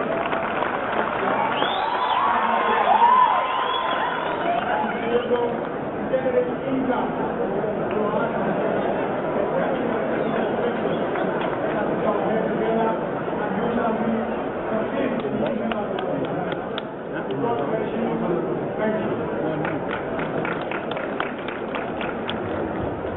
Basi karibisha seneta wa Elgeyo Marakwet Kipchumba Murkomen. Basi anapopeana as the people settle down. Pamoja moja Turkish Kenya. Bwana Chairman Abraham Mutai, Chuck Tuwe, Barnabas Kuril, at the your management, family, putting down Lago Mood, Jerwai. So I would request humbly, out of your time, on making opportunity on Motares, allow 5 of them are coming at least. So in honor of Agnes, to allow a memory live on, please Namji Lago, at least Milago, go to see how you can ensure they can continue. And let me Julia here will be my classmate as the Speaker of the County Assembly. So Athletics Kenya Asanteni, we wish you asante for everybody to you. Ogoya mugonyo mamutio, goberu raga mutaide, kalage banai, bali amuba gia tegirwa, never to nige magunye, setting a bangan. Adek ga Purani, giving the Bangani, Agira te money, but for us, I was seized Kabisa, Agiva way money, but for the money. Ogitogina Bamaja Sami, Angana, Poimige, as the Senator Murkomen settles down, Onga Poimige, is supposed in the Lamatoran, Comandago, Dala, Oganoliginio, is all the other guy, who is usually Kirion. So when I'm William in the Lamatoran, Onga University, Comandago, Nibarani. Agi Vare, they get a Bologona Java William, who make a related town and let me daughter. So we make a get in Yavatai 2022. So please, let us be transparent, let us be accountable in how we manage all our affairs. So nataka ni kwa sababu wacha niite alafu Murkomen tutasema pole ya naibu wa rais na ujumbe wake, wacha niite ndugu yangu wakili Sam aseme pole, alafu amwalike rafiki yake Senator Onesmus Kipchumba Murkomen. Wapi sanitizer? Lakini mande corona kama nakuja sasa.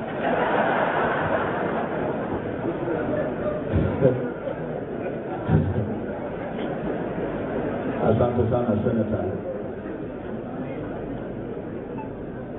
Tumsifu Yesu Kristo daima na milele. Bwana Yesu asifiwe. Kwanza nimekuja hapa kwa niaba yangu binafsi, niaba ya familia yangu na kwa niaba ya serikali ya kaunti kusema pole kwa kumpoteza champion wetu Agnes Tirop. Baba Vincent na Mama Diana nataka kuambia pole. Ndugu na dada wa Agnes tunasema pole. Familia, jamii kwa ujumla tunawaambia pole. Big up corporate tunasema pole. The Athletics Fraternity tukiongozwa na Athletics Kenya President General Tuwei tunasema pole.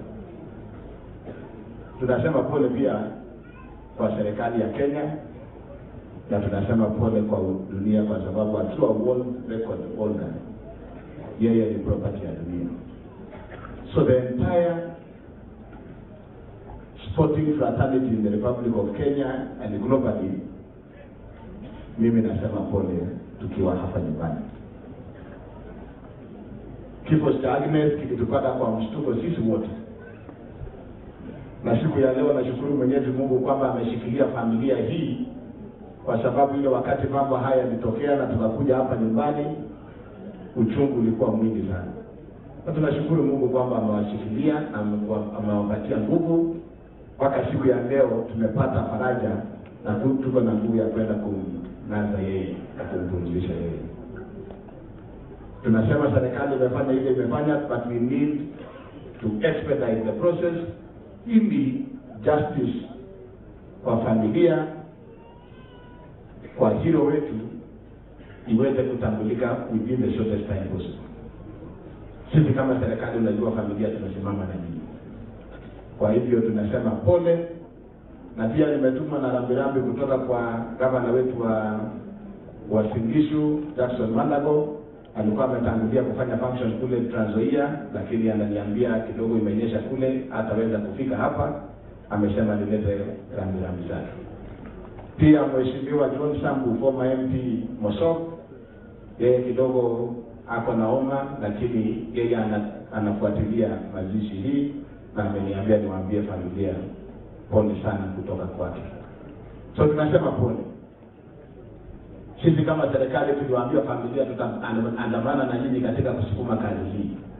Nadhani ile kitu tunasema sisi wote hapa, wakati ile justice ya yule ambaye alifanya kitendo hii inaendelea, tunataka kuwapatia hakikisho kama serikali na kama marafiki wa jamii kwamba msimamo wetu ni kwamba hatuwezi kumpoteza mtoto wetu na pia tupoteze mali yake. It is painful enough that we have lost her life. We will not allow the same person who took away her life to take away her property. That can never happen. And now that the fellow, the suspect is alive, hata bila kupitia kesi mingi, I hope jamii yake wanaweza zungumza na yeye, aweze to release anything that she has that belongs to Agnes. Bila kufanya kesi, aweze kuachilia ili maneno iendelee kwa njia nzuri. Ananuda yeye kinani kuna tie kidogo family na mama. Kama kwa inge mshategea kesi ni ndio ndio ndio. Inge viroto kule nene